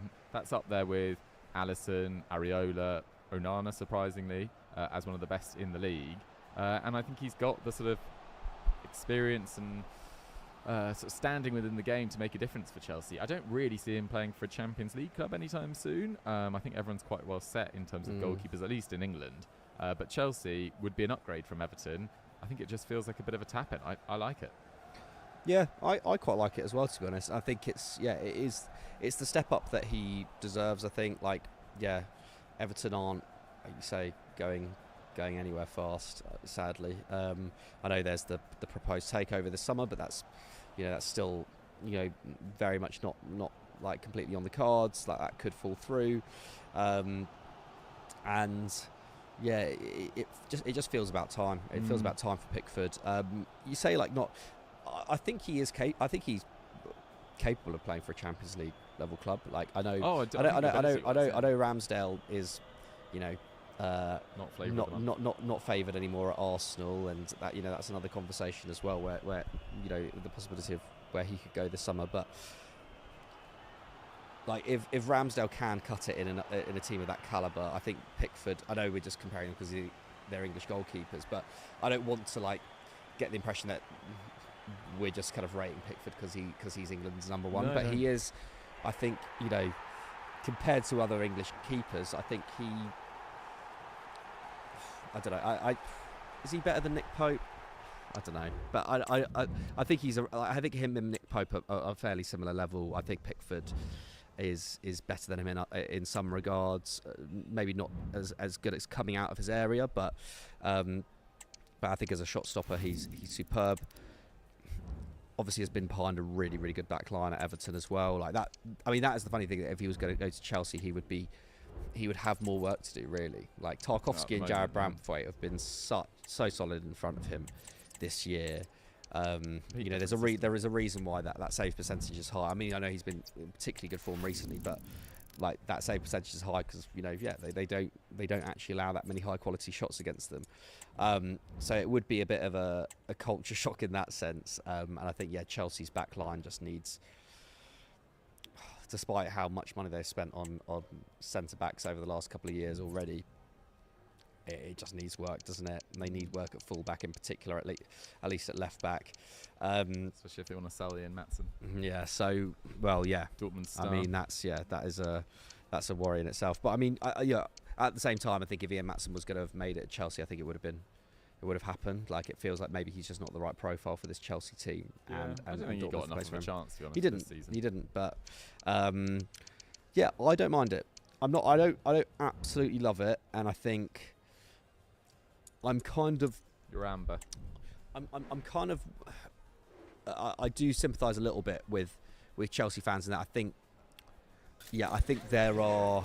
I don't necessarily think the goalkeeper position is a big problem position for them. Is Kepa's deal at Real Madrid? Does that have an option to buy on it? I doubt they'd be taking it. Yeah, so Kepa will be back. Kepa was quite good at Chelsea for the last kind of 18 months there. I think Petrovic, has his critics, but I think he has. I think he's definitely a step up on Sanchez, that's for sure. And I think there have been a number of games in which he has impressed. In some ways I feel like Chelsea don't. Is Pickford as big a step up as Chelsea to make it worth it for Chelsea? I'm not so sure, and I do think there needs to be a bit of a decision made on who's going to be. You basically want someone to be in there from the start of next season who's going to be Chelsea's number one for the next 2 or 3 years, because I think that has been less so the actual quality of the goalkeeper starting for Chelsea. I think the bigger problem has been the lack of continuity in that area, because aside from Thiago, Kepa, and to Sanchez, to Petrovic. Yeah, and it's been kind of indicative of Chelsea as a whole under Burley. Like, Thiago Silva's been the only constant in that back line whatsoever, and obviously even him, he's been in and out. Oh yeah, and he's had he's obviously off in the summer as well. So they need that continuity. I don't mind it, but I don't. I'm not frothing at the bit for it. Fair enough. Chomping at the bit for it. Frothing at the mouth is the one. Right, the next one is Amadou Onana to Arsenal, Bayern, or Newcastle. I am not, controversially, I think, not that sold on Amadou Onana for the prices that I see being talked about. I think he's okay at a number of things. I don't think he's particularly effective in the final third. I don't think he's got massive defensive output. I think he's a big unit, clearly, and that is what a lot of sides are looking for in the centre of park these days. Look at Rice, look at Rodri. But I don't think he's outstanding in any category, particularly on the ball. And that might be a product of playing for a Sean Dyche side that don't average a lot of possession. I think this year only Sheffield United have averaged less possession. But in terms of his successful passes, his progressive passes, his ball retention, in the bottom 40% or so of midfielders in his position, that's quite troubling for going to a Bayern Munich or going to an Arsenal in particular. I just don't see it for the prices that are being talked about of over £50 million. But maybe I'm just not seeing How it. much did Everton sign him for? Was it the 35? 35, yeah. I mean, he's still a good age. Yeah, I think the thing is with Onana, if he was going to go to an Arsenal or a Bayern, I think it would be as a squad player, right? Like I don't think that Arsenal midfield is necessarily going to change anytime soon, unless you find like the long-term heir to Jorginho that Onana isn't. I think that Arsenal midfield is clearly best Jorginho, Rice, and Ødegaard at this point. Bayern, I think. It's basically like a worse version of Goretzka. Yeah. But a lot younger as well. He can, I think, under the right coaching, I think he can develop into a really, really good player. Like I think this is the thing with Onana, right? Like he was great at Lille. A lot of players have like come out of Lille and not performed as well. And obviously Liga is a lower caliber. But yeah, he has come into a pretty tumultuous kind of period in Everton's history. The attack has been very poor at Everton for quite a long time now, and yeah, it's true. Like especially Dominic Calvert's finishing has been poor, but I just would like to see him in a more expansive side because he does have that his raw ability. He does have really good raw ability. Like I think he could be a really top ball carrier in a good side. So I think. Yeah, I think a chance should come for him to step up. But I don't know whether... Yeah, I just don't know whether he's a starter for those sides. Like Bayern's midfield, I know that lots been made out of it, but I think Pavlovic is probably going to... I think he will become a regular starter sooner rather than later in that Bayern side. Kimmich, if he stays this summer, I think, that... He still holds down that. Well, he is playing at right back, but I don't see that lasting. I think they will sign a right back this summer, and he'll move back into midfield. So yeah, it's hard to see spaces opening up. Newcastle out of those three, I think would be a good shout for Onana. Like I think he's certainly got the physical profile for an Eddie Howe side, and whether that's it depends whether that's what they want or whether they want a bit more finesse in the midfield. But I think in terms of ball progression, I think he adds further depth to that midfield. But as we say, I think it's probably more on the creative end that they're going to be prioritising this summer, right? I'd have thought so. Which one do you want to talk about next, Mike? We could do some of the European ones. Let's go Joshua Zirkzee. Yeah. I think I really like this one. Yeah, I really like this one. So it's Joshua Zirkzee to Arsenal. Yeah, I'm a big fan of this. Obviously, was it signed permanently by Bologna? Was it 2 seasons ago now? I think it was 2, yeah. I think they got him for less than €10 million from Bayern. Great deal. Obviously, just never got a look in with Lewandowski. That one spell, I think Lewandowski was injured, maybe in 1920. And he looked good. Yeah. He looked good, but he was so young then. So young. So young then. He's only 23 at the end of this month, so like 1920 would have still been a teenager. His goal output isn't amazing for a Bologna side that, of course, have been challenging for Champions League football this season. But weirdly, for such a high possession side, Bologna, they don't actually take an awful lot of shots. They rank 8th in Serie A for shots this term. Their XG isn't the highest either. So he takes less than 3 shots per 90. And his XG per 90 has dropped from 0.72 at Anderlecht to 0.49. That's solid. But 27 goals and assists for Anderlecht last term, an Anderlecht side that were not, one of the best in Belgium last season. 11 goals, 2 of them from the spot this term. I think it's more just his all-round play. We talk about Gabriel Jesus and what he offers. I think Zirkzee, he's obviously not. He's not as refined as Gabriel Jesus, but his footwork is really good. He loves a little nutmeg. Like he does love a nutmeg, and his change of pace is really good, and he can drop in, and he's quite good at picking out players. Well. You could see like what kind of Kai Havertz's assist for Saka on the weekend against Spurs. Like that's the kind of thing that Xerxes is also capable of. So I He's think a as an unit as all, well. yeah, really big. Is he 6'3"?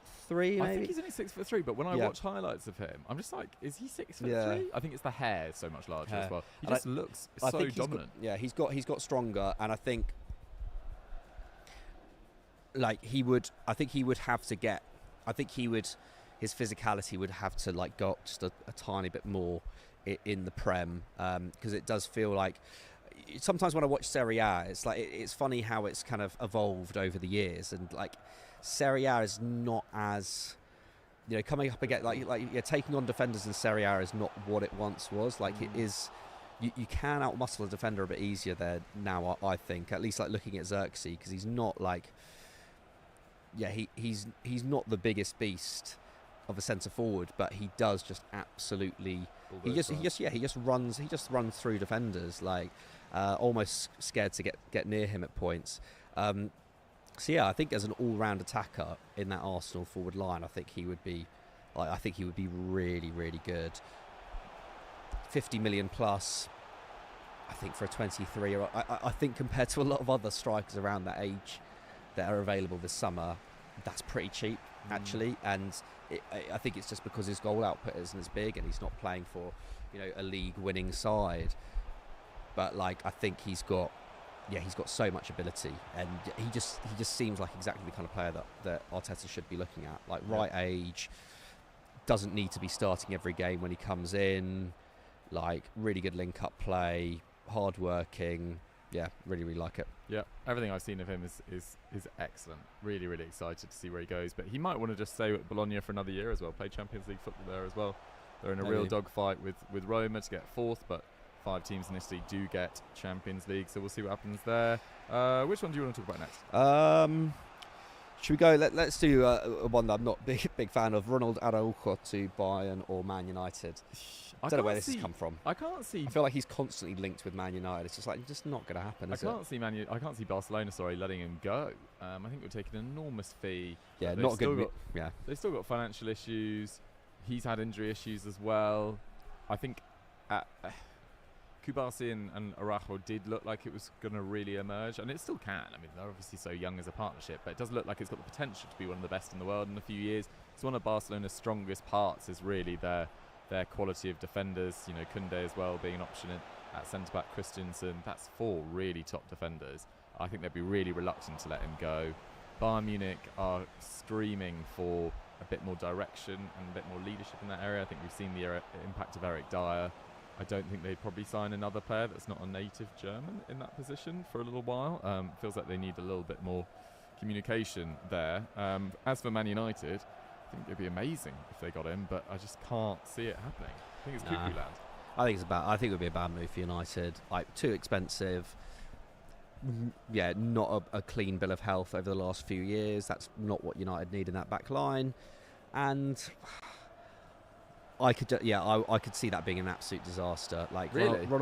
I just think Ronald Araujo coming into a United side where, like, there's not a huge amount of direction, and like he clearly does have leadership qualities, Araujo. But I just think, I could see it.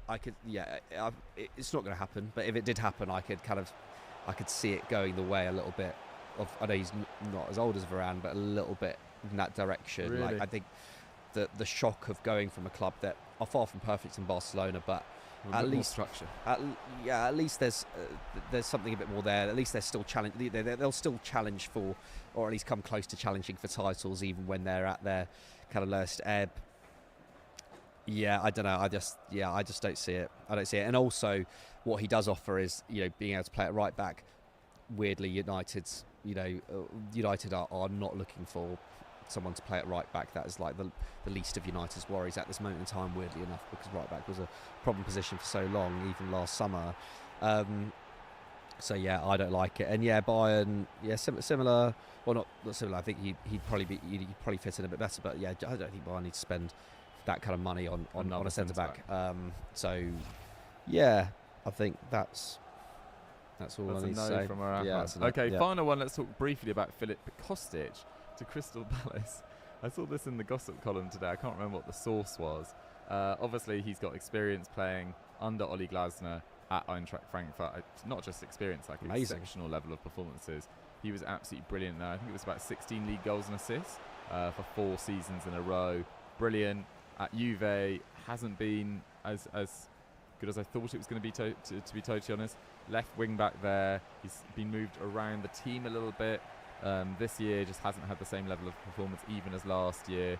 Maybe Juve would want to let him go. I mean, he's approaching the end of his career now. I could see them being up for selling him. Does he want to go to Crystal Palace at this stage of his career? Maybe. But they are also pretty strong down that flank, unless they are losing, a Tyrick Mitchell or something as their left back. Who's been playing in the... Yeah, I think it has been Mitchell as their left wing back at the moment. Maybe you could upgrade there. They've also been playing Klein as a right-sided centre-back, so maybe you put Mitchell as the left-sided centre-back, but he's a little bit smaller. But Kostic, I'd love to see this move maybe 3-4 years ago, but I just don't think it's going to happen now. I would love to see, just purely from a footballing perspective, I would love to see it. Obviously, like, Juventus is a much bigger club. Great deliverer. But I would, given Mateta's form recently, I would love to see, Oli Glasner's, balls whipped in. Like, I think Kostic has got, I think, I know he's not, his output hasn't been as good this season, but especially at Frankfurt and last season as well, I think Kostic potentially has the best low ball into the box from the left in the world. Like, it's so consistent. And, I think Mateta in the kind of form that he's in, that would be like a match made in heaven. And I think Tyrick Mitchell as an attacking wing back is very upgradable, like very, very upgradable. Like, his defensive work is obviously, it is brilliant. But like you say, like he could cut it as a left-sided centre back, I think. So in theory, it'll be great. But like, is Kostic gonna leave Juventus and go to Palace? Like, I just don't think so. So big downgrade for him, especially with Juve playing Champions League football next year. Guys, that has been our thoughts on the hottest transfer rumours in the world right now. A lot of pros, a lot of negatives actually there as well. Quite a brutal evaluation of some of those as well. But we are waiting for firmer news on all of those. I hope you guys have enjoyed Sunday Vibes for this week. As Mikey said earlier, go check out our Monday Vibes episode where we looked at what Arne Slot can fix at Liverpool. Thank you so much for watching.